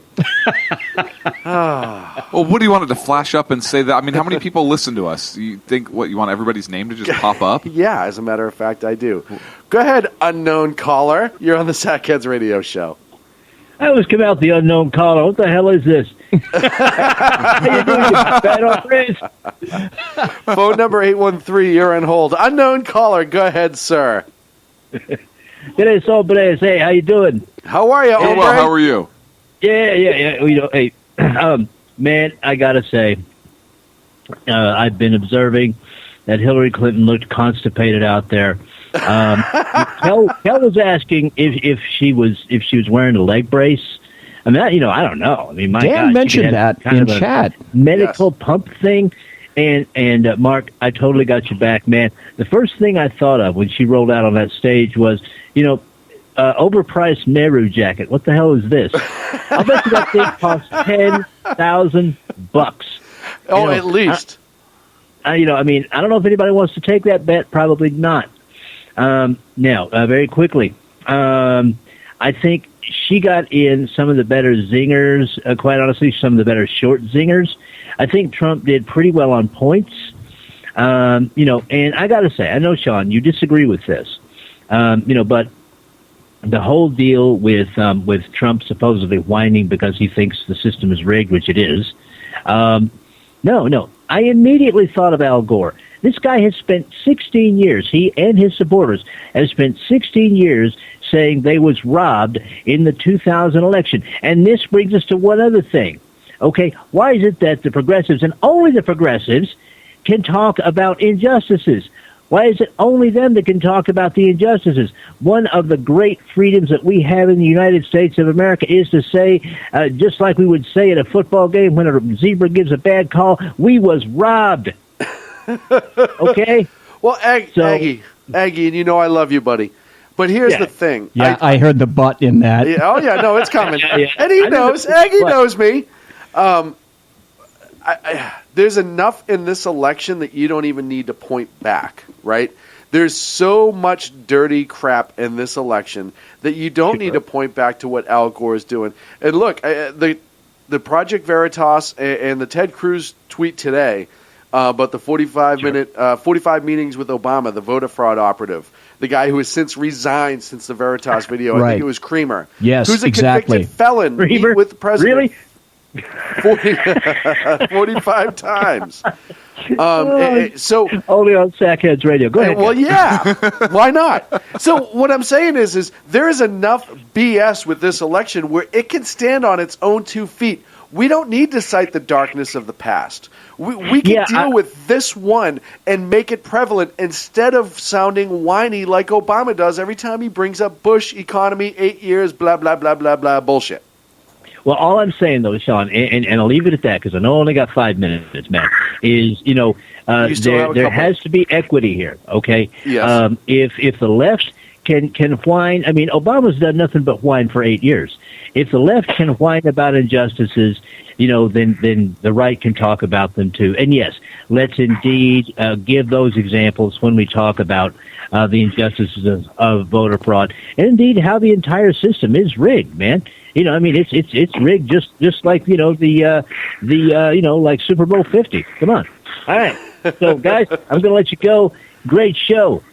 Hey, Thanks, Unpleasant Blind Guy. Thank you so much, buddy. It's always a pleasure to hear from you and Unpleasant Blind Guy right here on the SHR Media Network. I think he's very pleasant. I do too. I think it's a I've mislabel. been saying that from the beginning. That is not true, Sean. That is not true. Well, now. Why is it always me? Because you're a blatant bigot, not just for race when it comes to Ken, but also for disability. Wait, you're saying that he's an ADA bigot? Is that what he is? Yes. Oh, my God. Oh, that's okay. When we meet, I'll give you some cane practice. You have permission to cane him. Hey, Agador, and awesome. I know, and before Clint says, "Oh, what do you mean? Have you seen?" I know that you can. The YouTube video of the guys messing with the blind guy walking with the cane, and he lights the guy up with his cane across the knees and drops him. It's a great video. I saw it the other day. The two 18-year-old kids running around the blind guy making faces and all this other stuff. And as soon as the kid kind of turns around and starts to walk away, the dude just nails him right across the knees, awesome. drops him. And I immediately thought of you, a man with a cane. kind of what I do when I'm in a crosswalk and I know there are cars that inch halfway out into the crosswalk. They receive a little bit of a whack on their headlights and things. It's purely by accident, though, mind you. Well, of course it can't. I mean, it can't help you. I mean, what are you going to do? What are they going to say? Oh, a blind guy was using his cane to cross the street, and I was in the crosswalk, and he hit my car. Dave, I have to tell you right now, I'm being honest. My favorite TV series, Daredevil. Oh, Daredevil is friggin' awesome, man.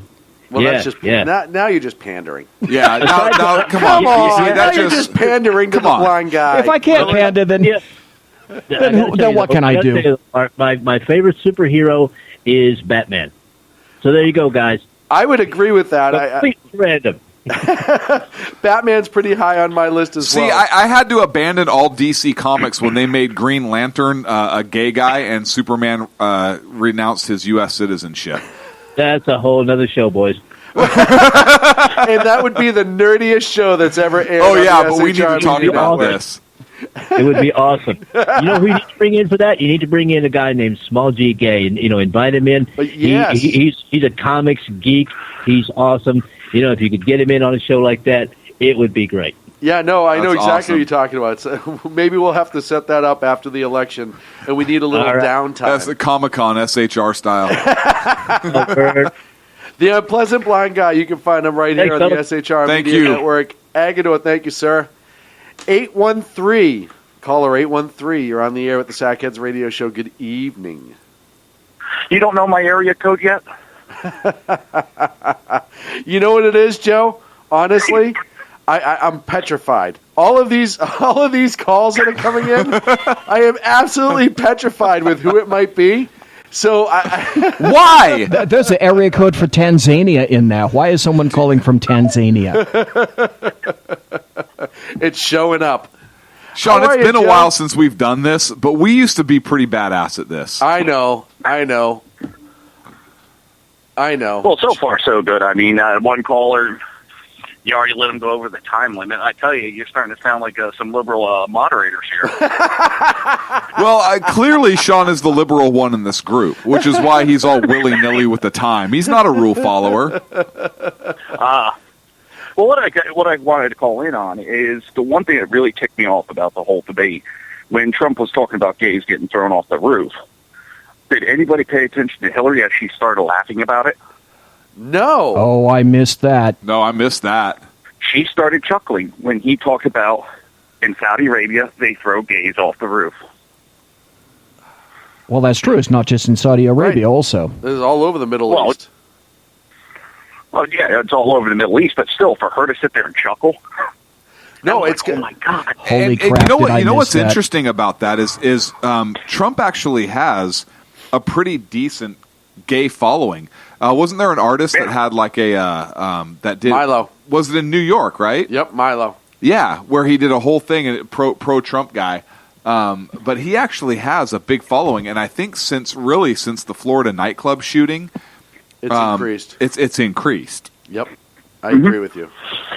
Well, he's the only one that's talking about securing the borders, right to carry guns. She wants to take guns away from everybody and, open the borders up. And the ones that are going to get hit hard are the gays. Exactly. Yeah. When you talk about borders and you talk about the Syrian refugees and all the refugees pouring over the border, and even if you don't do the refugees, right, if they sneak into Mexico and sneak up through, they have, we saw it in the New York bombings recently, Orlando, gays have been targeted by these Muslim terrorists, and they know it. And Orlando really woke up the sleeping giant, sort of. I don't want to say they poked the bear, because there's a whole bunch of jokes that'll be made there. I don't get it. Leftists are sufficiently stupid to not know that they would be the first targeting of Muslims. Yeah, but they've been told for how long that they're safe. It's their that friends. they'll be protected. Well, and they're also told that we have to love everyone. And I mean, you literally have Diane Frankenstein who said, when the armed person realizes that everyone else has put down the guns, they'll lay down their weapons. That's their mindset. That happens all the time. Right. Yeah, all the time. And it's ridiculous to me. Well, like we're giving ISIL ammunition by calling them Muslims ISIS. and we're associating Muslims with ISIS. We're giving Well, them the other thing I ammunition. wanted to touch on real quick is Take your time. a lot of people are saying about how Trump didn't nail her to the wall. He also has to play a Well, he very already got in fine trouble for line. bad things with women. Huh? Go ahead. No, he has to play that fine line because if he hits her too hard, he's attacking her. He hates women, yada yada.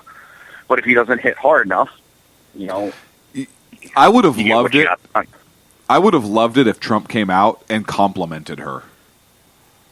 Seriously, like if he came out and he said something like, "You look very nice," or like something kind of off the wall, like nobody's really meant to hear it, but maybe like the mic kind of caught it, like just kind of played that, that would have thrown her off her game so much. That would have thrown her off her game and probably would have made her a little moist. I'm not going to lie. So I was with you until you used the M word. What? Yeah, that.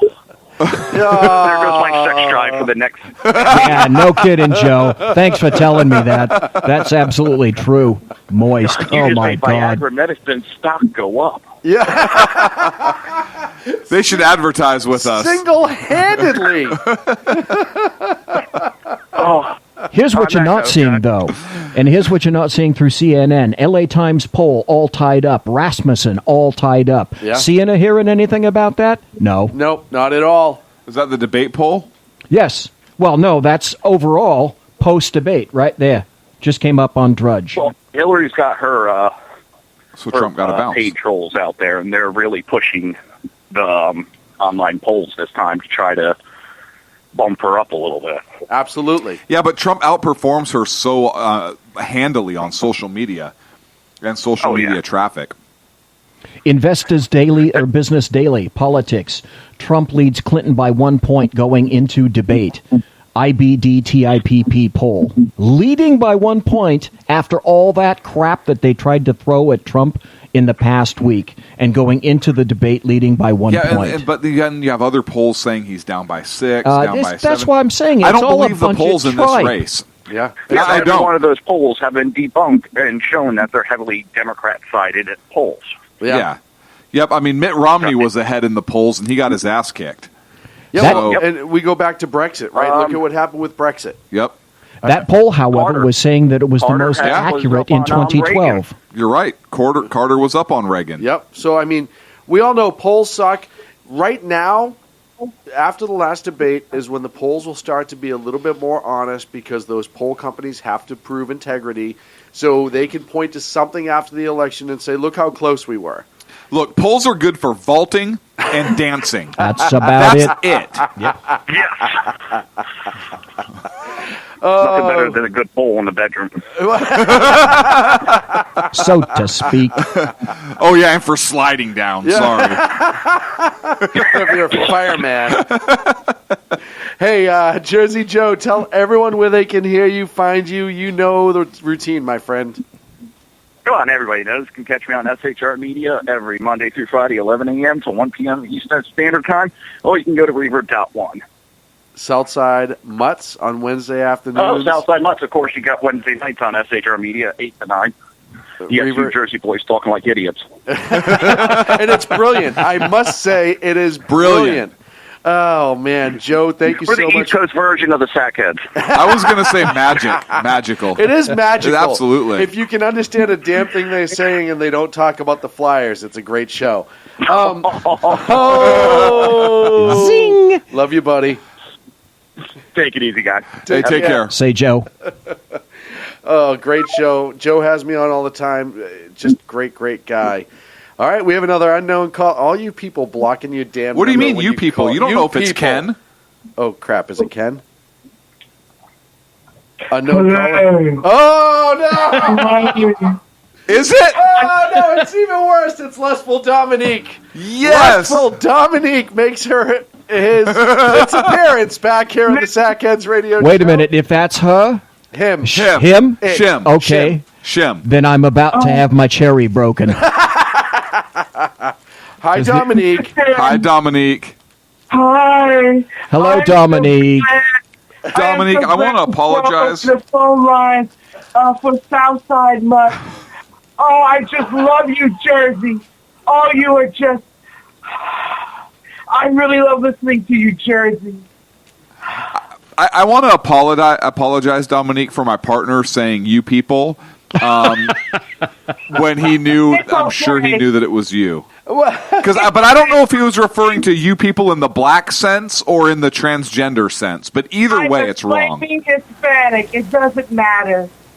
All races. We're one people. All lives matter. Especially when Carter's up on Reagan. And I just love that movie. It's the best movie I've seen in a long time. Carter on Reagan? Oh, yeah. Yeah, okay. I was worried about that. Can you play a clip from that movie? Do you have it keyed up? Oh, sure he does. Right, just like that. Shim. I probably could. It's almost as dazzling as the new Mafia 3 video game. Without the hardcore exterior, if you know what I mean. Lustful Dominique, did you, with the last time you called in and our friend Dan Butcher was filling in for Clint, we never discussed whether or not... I love Danny. I know you do. I know you. I was stalking him the other day. I was looking outside. Oh, he just looks so gorgeous in his. I just love that T-shirt and cap. He's just like a Southern belle. You know what I'm saying?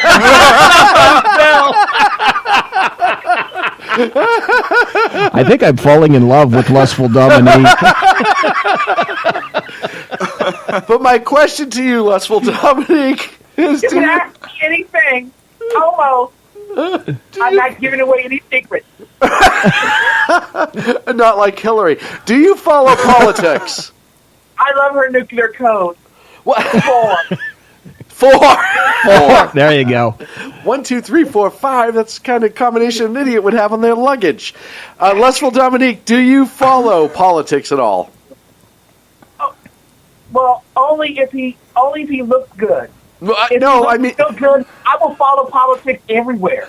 Not Paul a tick. Politics, like elections and stuff like that. No, not erections, elections with an L. Yeah. Oh, clutch the pearls. I am so sorry. I misunderstood. I know. Clutch the pearls. I actually caught that one. Yeah. Oh, my God. You'll be better. Who are you voting for in this election, Lustful Dominique? Well, I was thinking about Michael Kors. But so he's pretty racy. I'm more though Karen. Karen Kors line is a little bit more subtle. So I think I'll go Karen this year. Okay, when you said clutch the pearls, were you referring to the necklace? Yeah. You beat me to that question. Damn it. Oh, who's getting beat? Oh, I love this chat room. Oh, listen, I was so happy watching the debate tonight because that man just roasted. He just rode all over that man. That man was just awesome, and I love the Mao Zedong outfit he wore. It was just the most appealing thing. I wish there were more debates. Lustful Dominique? Lust? I don't think you realize that's actually Hillary Rodham Clinton. A girl. I know. Human and I have been together. You know. Yes. Are you providing information that only you would have? Oh, didn't you get the code? Four. 4 was the code? 4 was the code. Secret! Oh! You got me! Oh, no. Lustful Dominique, I have a question for you, and I know sometimes you can't reveal some things, but I'm going to ask it anyway. Was that you that were tag teaming with Yoko Ono, Hillary Clinton? Was that you tag teaming with Yoko Ono? That bitch stole my girl. Yes,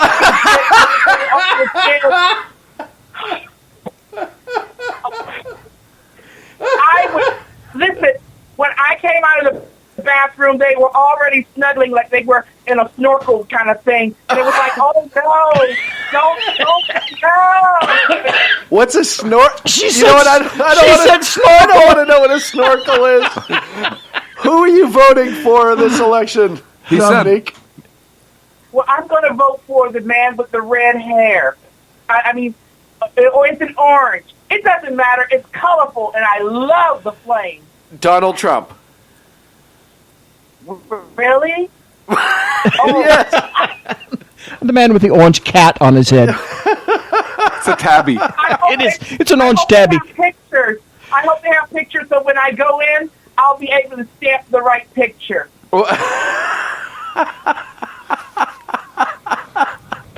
Oh, Dusty Dominique, hey, we appreciate you calling in. Well, hang on. Pictures of what? What? That's for me to find out that you get Carter on top of Reagan. I didn't want to ask that question on purpose. I intentionally wanted to duck that. SHR listeners, Sackhead listeners want to know. Oh, Lusty, I just want to say this. Okay. My mother and father were listening to the show Uh-huh. the last time I was on, Uh-huh. and they're very big fans of your program. Mm-hmm. And they would just like to know how often do you, as masculine as you are, Sean, how often do you do TV appearances? Because a man as masculine as you has got to. I mean, you just must be rippling with all kind of muscles and everything, and I'm quite certain that we would love to see you in a picture or something. I want to hear this answer. I have done television once for the show, and if you really want a picture, Lusty, shoot me an email, Sean, at shrmedia.com, and I'll sign you an autographed one. Really? Yes. Yes, I will. And Lusty, we were in the other day. Lusty, if you throw $100 bill in, I guarantee it's a naked one of them. Oh, now you're talking.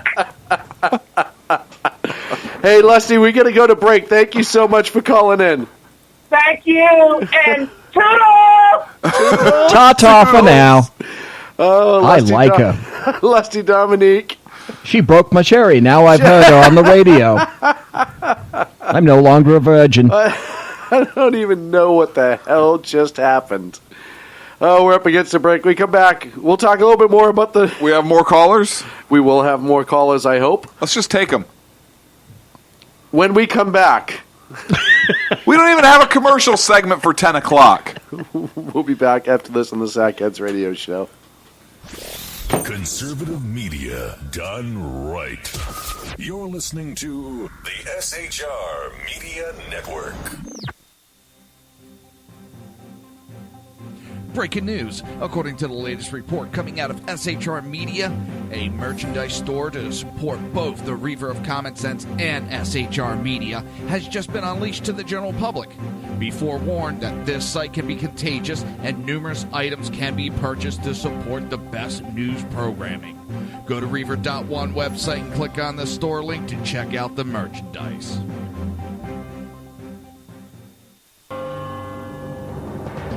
Hello, I'm Matt, a student at Hillsdale College. Here is Hillsdale President Larry Arnn on the continuing relevance of the Constitution.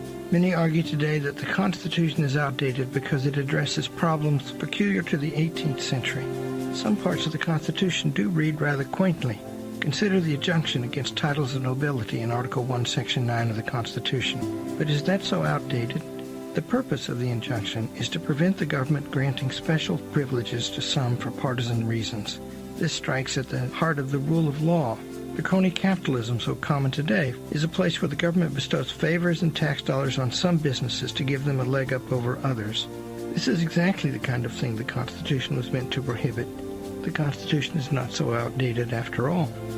This Constitution Minute was brought to you by Hillsdale College. To join the national conversation on the Constitution, go to constitutionminute.com.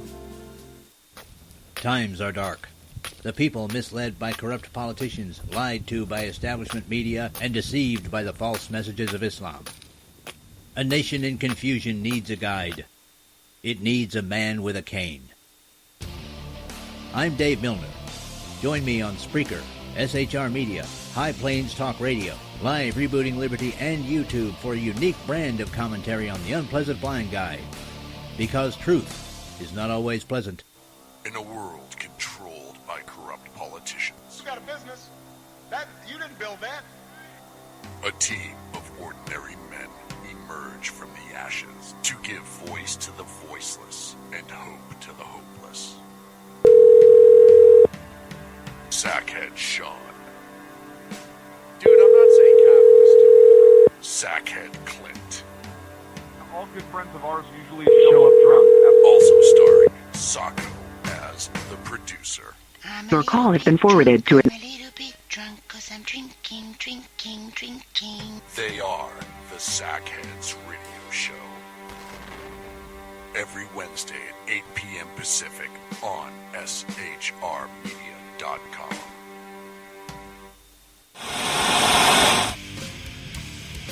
Beware, the Jersey Takeover is here.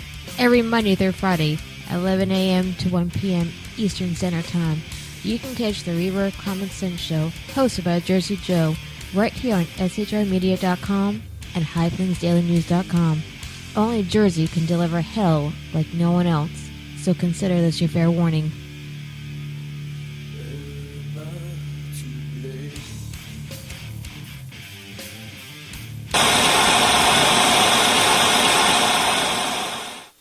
Conservative media done right. You're listening to the SHR Media Network.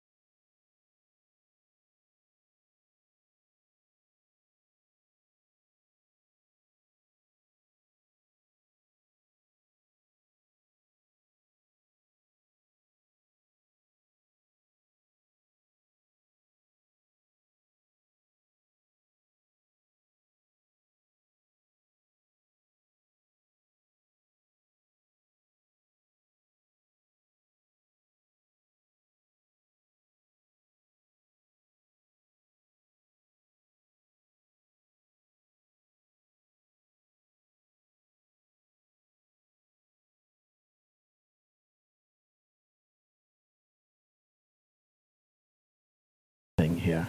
Sorry about that. It was on. Okay, here it was. It was on Drudge. L.A. Times, all tied up. Rasmussen, all tied up. And a particular poll called the IBD/TIPP, which I have not heard of. Oh, no, but I've had that a few times. You got to take some medicine for it. It shows Trump as +1. They also make kind of an interesting point. The New York Times made an interesting point that the most accurate poll in 2012 that made the closest prediction was more accurate was that particular poll. The IDB tip poll, which shows Trump up 1 point. Interesting. Which shows him up 1 point for a debate win or in the polls altogether? No, in the polls altogether. No, So this is not a debate win. Post-debate poll, but for the overall election. Overall. Interesting. And like I said, like we were discussing during the break, that's in consideration of all that crap dumped on Trump at the last second, allegations of the women, et cetera, et cetera, et cetera. That, I still find that rather remarkable, which again tells me the American media maggots are doing the level best to make sure that the meme of he's dying continues, because that's all they have. Right. So, we say on this show all the time, we have a hard time with polls. The polls are always skewed. And I look at it this way. As long as a poll has him within 5 points of her, then they're pretty much tied. Because usually they do a plus minus of 1 or 3%, or is usually the margin of error. Yes, and anybody that's taken a stats class knows it's all about your sampling. Yes. Who got sampled? Yes. And in which way did you formulate your questions? Because your questions can be couched in such a way as you have no other answer but to go with They are skewed questions. So I have an interesting pull up. I found one from ABC 15, which is out of Arizona, and on their page, in the right hand section under News Y, the following headlines are up there. One is Putin's puppet. Another one is Trump won't say if he'll accept elections, and another one is talking about fact checking Donald Trump. So all negative Trump headlines. But in their poll for when they asked folks that go to their site who won their debate, 9,611 said Donald Trump. 5,133 said Hillary Clinton. So 65% for Trump, 35% for Clinton. And so that's kind of and that has seemed to kind of be the Trump. Of course, CNN headline had Hillary Clinton won. Well, yeah, the debate naturally. Hillary Clinton wins everything. This was a poll that I found out. I just kind of wanted to share because I don't think this site is necessarily friendly to Donald Trump based upon the other headlines that I'm seeing there. I don't know that to be true, but based upon what I'm seeing, that's the guess I'm taking. So I think it's interesting, these poll results. Anybody besides me like Sheriff David Clark? Oh, I love him. Oh, yeah, absolutely. He's got a quote following the debate that I just love. His quote is, Mrs. Bill Clinton was out on her feet. By the end of this thing, she's an empty pantsuit. What? I love the empty pantsuit approach. Yeah, I think Trump won the debate. Like I said, point for point. I'm hoping that one comment he made doesn't overshadow his entire debate performance. Yeah. With polls like that, it doesn't seem like it unless people want to say. But I think that soundbite's going to be played over and over again, like we talked about. Yeah, I'm afraid you're right. But look, I don't believe the polls in this race, and we were talking a little bit about it before. Clinton up 6, Clinton up 12, Clinton up 1, Trump up 1. I think that there are so many people that just flat out don't know how they're going to vote, even if these pollsters contact them and they throw something out, or maybe they're embarrassed to say they're going to vote for Trump because of all the negative press. But when it comes time to actually pull the handle, they're going to vote Trump. Or vice versa. There may be Hillary may have a larger lead because there are people with all the stuff that she's involved with. They may not want to say, yeah, I support her. But when it comes down to it, they might go in there and pull the handle for Clinton. I just think this election is so bizarre. It is the strangest I've ever seen. You can't take any kind of traditional polling or traditional anything seriously. No, because this has broken entirely new boundaries. It has. How is it we, as the greatest country on the face of the earth, I believe, how do we get two people how could we get two worse candidates? Seriously. The Clintons are just powerful and it's her time. And I think we got Donald Trump because people are so freaking sick of the Republican Party and all their Look BS. Look who our president's been for the last 8 years. That's the problem. That's the problem. Look how divisive he's been. No, he has been. But even on the Republican side, the Republican Party has been in trouble for a long time. Right. But we can't throw a good candidate. Nobody has stood up to this president in the right way. And you got a veto. So that explains Hillary, but that doesn't explain Trump. No, it does. It explains Trump because the Republicans had the ability. We saw it with the Saudi Arabia vote. Right, to filibuster a veto. Right. So this goes to my point. It's a problem within the Republican Party. Yes, absolutely. It's a terrible that problem. Has brought us Here's to the Trump. deal. Here's what typified the whole thing for me. Remember under George Bush, we held the White House. We held the Oval Office. We held the House. We held the Senate. What did we do with it? Nothing. Nothing. I agree.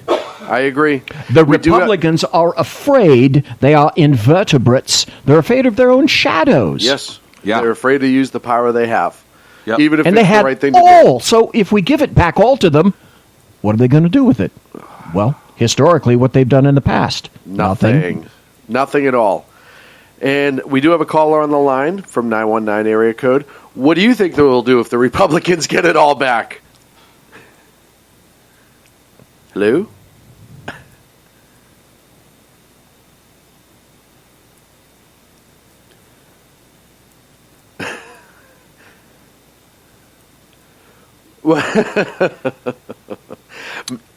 So far, so good. I believe this is Carrie Donovan, who is an SHR contributor and a just prolific, awesome, an amazing political personality who follows every ounce of this election nonstop.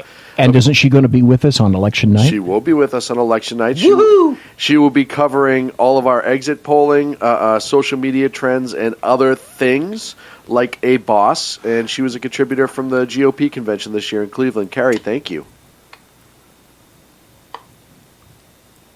Your reports were great. What your thoughts on the debate tonight, and what was the high point and the low point?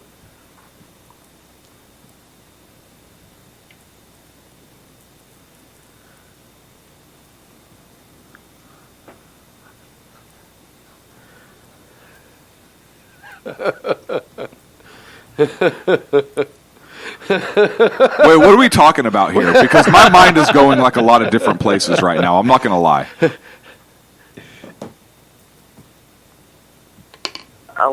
It's all over the place. Okay. I thought he was being too nice and he was being too gentle, but that's he's already got my vote, so he's not speaking to me. I think that you all have made some great points. I think that he missed it on a couple of times, places where I would have really have liked to see him close the loop on some things. One thing that drives me crazy is when he lets her box him into supporting the war when he wasn't in office, and she was, and she voted for it. Mm-hmm. Right. And it doesn't matter what his opinion of the war was at the time. He did not have a vote for it. No, and he didn't have any input. She did. And he just kind of lets her, just box him in, and it makes me crazy. But then I go to what Sean says, well, he's got a base. He has a very strong base, so that must work. On some level. His base isn't going to leave him. They're going to vote for him no matter what. Right. But he needs to pick up in those other areas, and I get concerned that sometimes he plays to his base so much that he's gonna lose opportunities to pick up those other votes that he's going to need. I thought it was interesting. I was watching the Frank Luntz. Now, Frank Luntz also drives me crazy, but I think that he has some interesting commentary. So I was watching on his Twitter account, and he had one little clip, and he basically says, I'm not even going to say anything, and it just shows, that we're watching that independence. It's always about the independents anyway, because the Republicans are going to vote Republicans, although this year is a little bit crazy, but it's really all about the independents. And on that clip, it shows the independents just tracking right up with Trump and dropping Hillary. So, Carrie, I have a question for you. I didn't see a portion of the debate. Now, did Frank Luntz have one of those, one of the congregations where he gets a lot of people together and then post-debate they give their input to him? So he's running those little focus groups during the debate and then posting little clips of the thing on Twitter. He had something. I think he continues it on afterwards, but he drives me so crazy I can't watch him. So why is that? I've met him a couple times, and I personally don't like him. I just don't feel confident. I don't trust him. Is it his hairpiece? I know that he was a big Paul Ryan supporter. Marco Rubio, I'm sorry. He was a big Marco Rubio supporter, and I don't think that it was appropriate for him to come out and say that, if he's going to be a pollster, that he should have an opinion. Yeah, so I can agree with that. I'm just a little leery of him sometimes. Yeah, well, I'm leery of everybody right now, including Clinton BZ. You've always been leery of me. For like 10 years, you've been leery of me. You can't trust anybody during this election. Carrie, I know that you being you were all over social media during the debate. What were you seeing? How were people reacting? Well, a lot of the people that I like to follow are of course, Trump supporters. And so, of course, Trump supporters think that, that he won. what I have been finding is that the Hillary supporters are really getting mean. Boy, they have lost their sense of humor. And, they don't really have a sense of humor to begin with. But they are really like, yes, they like to fight a lot. So I just take that as a sign that they know that they're losing. Of course, it could be wishful thinking, but I think they're really just feeling a lot. They're usually just like so in your face, want to get ready to fight and taunting and want to shame you, and the now they're vitriol. just mean. Well, and that's the They're thing, bad moods. you see that. Well, you see that in the left a lot. As much as even the truest Trump supporters can be vibrant and loud and colorful in their language, oftentimes it's not directed until they are attacked. Now, like anyone else, when they're attacked, it's a different animal. But when you watch social media, the left loves to be completely offensive in their approach to social media, from voters all the way up to pollsters and all the way up to commentators. And then it seems like when you fight back as a conservative, specifically in this election, it's amazing what they'll accuse you of, who they'll accuse you of being, all this other stuff. Meanwhile, they're the ones who incite it, just like at some of the rallies. There's no evidence of that, though. No evidence whatsoever. Yeah, none. Right, no videos. None. Just don't look at those videos, because that's really evidence. Well, clearly evidence doesn't mean anything. The FBI doesn't even look at evidence Yeah, exactly. anymore. If the FBI doesn't look at evidence, why the hell should we? No. Yeah. Evidence, what schmevidence? Carrie, any final thoughts here going in, 20 days now from the election? 20 days, so I start doing early voting tomorrow, so I'm going to be all about the election now, really ramped up. So I'm doing, in North Carolina, we start early voting tomorrow, and then Awesome. we have 2 days off right before the 8th. So I'm excited. I love election time. I love working at the polls. I love election day. Yeah, well, I'm excited. I think... Go ahead. Oh, I think Trump's going to win because of all the different. I'm basing that on some internal polls that I've heard, and also on those rallies. So I'm excited. I think Trump's going to win. And the rallies is something that never gets discussed. Yeah, they never get to say. Well, here's the thing, though. Again, the media Romney had big covering it rallies. all up. Romney had big rallies too, though. To be fair, but we've taken a poll, and Trump is up 100%. Now, granted, it's SHR and it's a Sackheads radio poll, and it was just conducted in studio. That makes me feel better. Yay! Yeah. Okay, there we but go. just know here at the SHR studios, Trump is leading 100% among registered voters that were talked to. Wow, good job. Yeah. Good job. Good. I'm not going to waste my time at the polls like I did with Romney because it really made me mad. Carrie, tell everyone where they can find you on social media and the fact that you'll be contributing on our election night special here on shrmedia.com. Yes, I'm so excited about that. And, I'm at Carrie Baxter Donovan on Facebook and at Habit, HAPPIT 1776 on Twitter. Awesome. Carrie, thank you so much for calling in. We appreciate it. Thank you. Thank you. Thank you. Have a good night. You too.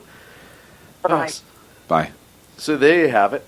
I think it's a good time to wrap We need to this start up. getting more of our friends to say, like, Sackheads Radio, the most awesomest, badass, like something we can use in a Yeah, commercial. but we say that for our whole show. I'm going to make T-shirts. We do, but we need like a new. We need a new commercial. You guys are the most awesome show, starting at 8 p.m. on Wednesdays. We actually get an award for this every year. We do That's every right. year. We get the SHR reward. Yeah, we get an SHRE. But here's why. Look, we already have a black guy saying it in our intros. Yep. So now we need other people, right? We need a female. So if Carrie could, that'd be awesome. Yeah. Right, and then we need we don't need some white guy to do it because three of us talk about it all the time. Right. We need a Hispanic guy. We need an hombre. Okay, we'll get an hombre. bad hombre. We need a bad hombre. One bad hombre. to say that, and then I think we'd be covered. Oh, and an Asian somebody. We need an Asian somebody to say something too. I'll make sure I put that out on Craigslist. Yeah. Hey, we need an Asian We need an somebody. Asian somebody to talk about how awesome we are. Well, if we could get Little Kim. All I'm going to put is we need an Asian somebody and then wonder why the Vice team showed up. No, I think you misunderstood. I know, go back and listen to the show. It's a commercial spot. But will any of you guys record a bit while you're here? Yeah, be like, hey, we need an Asian somebody and we'll pay. Hey, Boy, will we afterwards. You will pay. What? Oh, man. Nuru suit or something. Speaking of funny and stupid criminals, did you hear there was a gal in Sacramento, and I just saw this on the news, who called the police because she accidentally got herself in a pair of handcuffs and could not get herself out. Oh, my. Yes. So real handcuffs? Real handcuffs. Okay. So the police department responded, and this charming young individual who was playing around with handcuffs apparently had a warrant out for her arrest. So they just stayed on. Oh, snap. Literally. Click, click. How dumb do you have to be that that's your first call? That's awesome. It's like So was it a citizen's arrest on herself for the warrant? Does she sign Does her she own get credit paperwork? for the Yeah. arrest?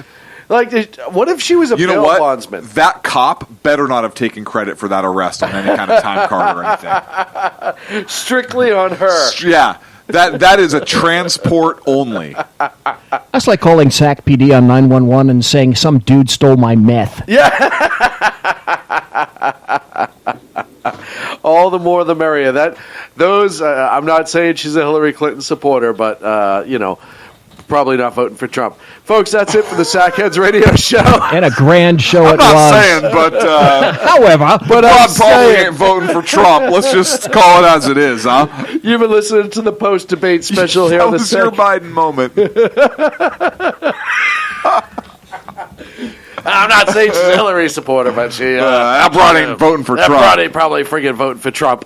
Check us out every Wednesday night here at 8 p.m. Pacific, 11 on the East Coast. Check out all the great shows on the SHR Media Network.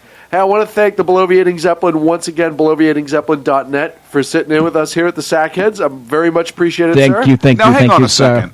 I'm taking umbrage with something here. Oh, umbrage. How much longer is he going to be able to maintain his own independent identity when he is clearly part of the Sackhead team? Well, we need to have this discussion because he can be the bloviating Zeppelin on his own show, but at some point we got to stop thanking his ass for being here because it's pretty much expected at this point. Just sit down and shut up, BZ. Not even shut up. Sit down and start just talking. sit down and start talking.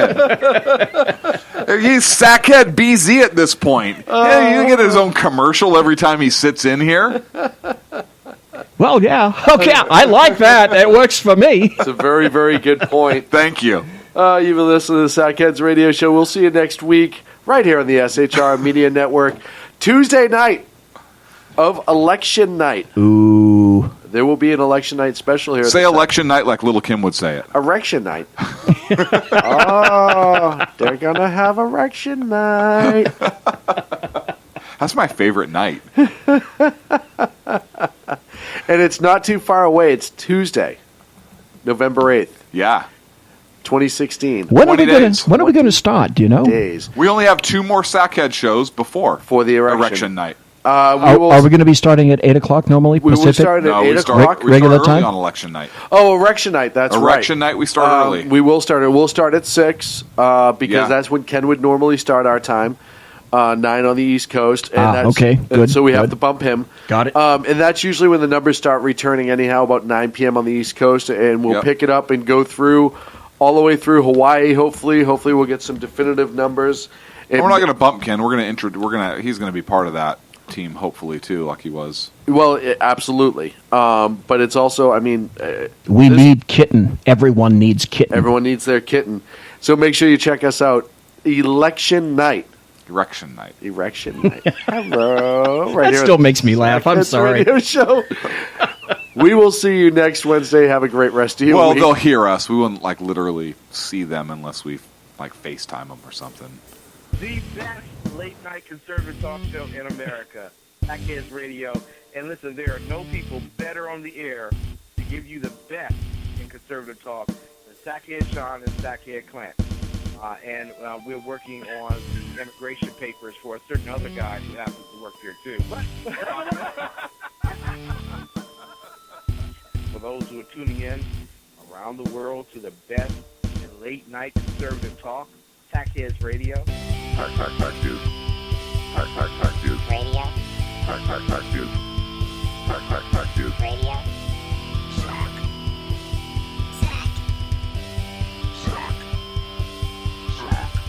The best late night conservative talk show in America. In America.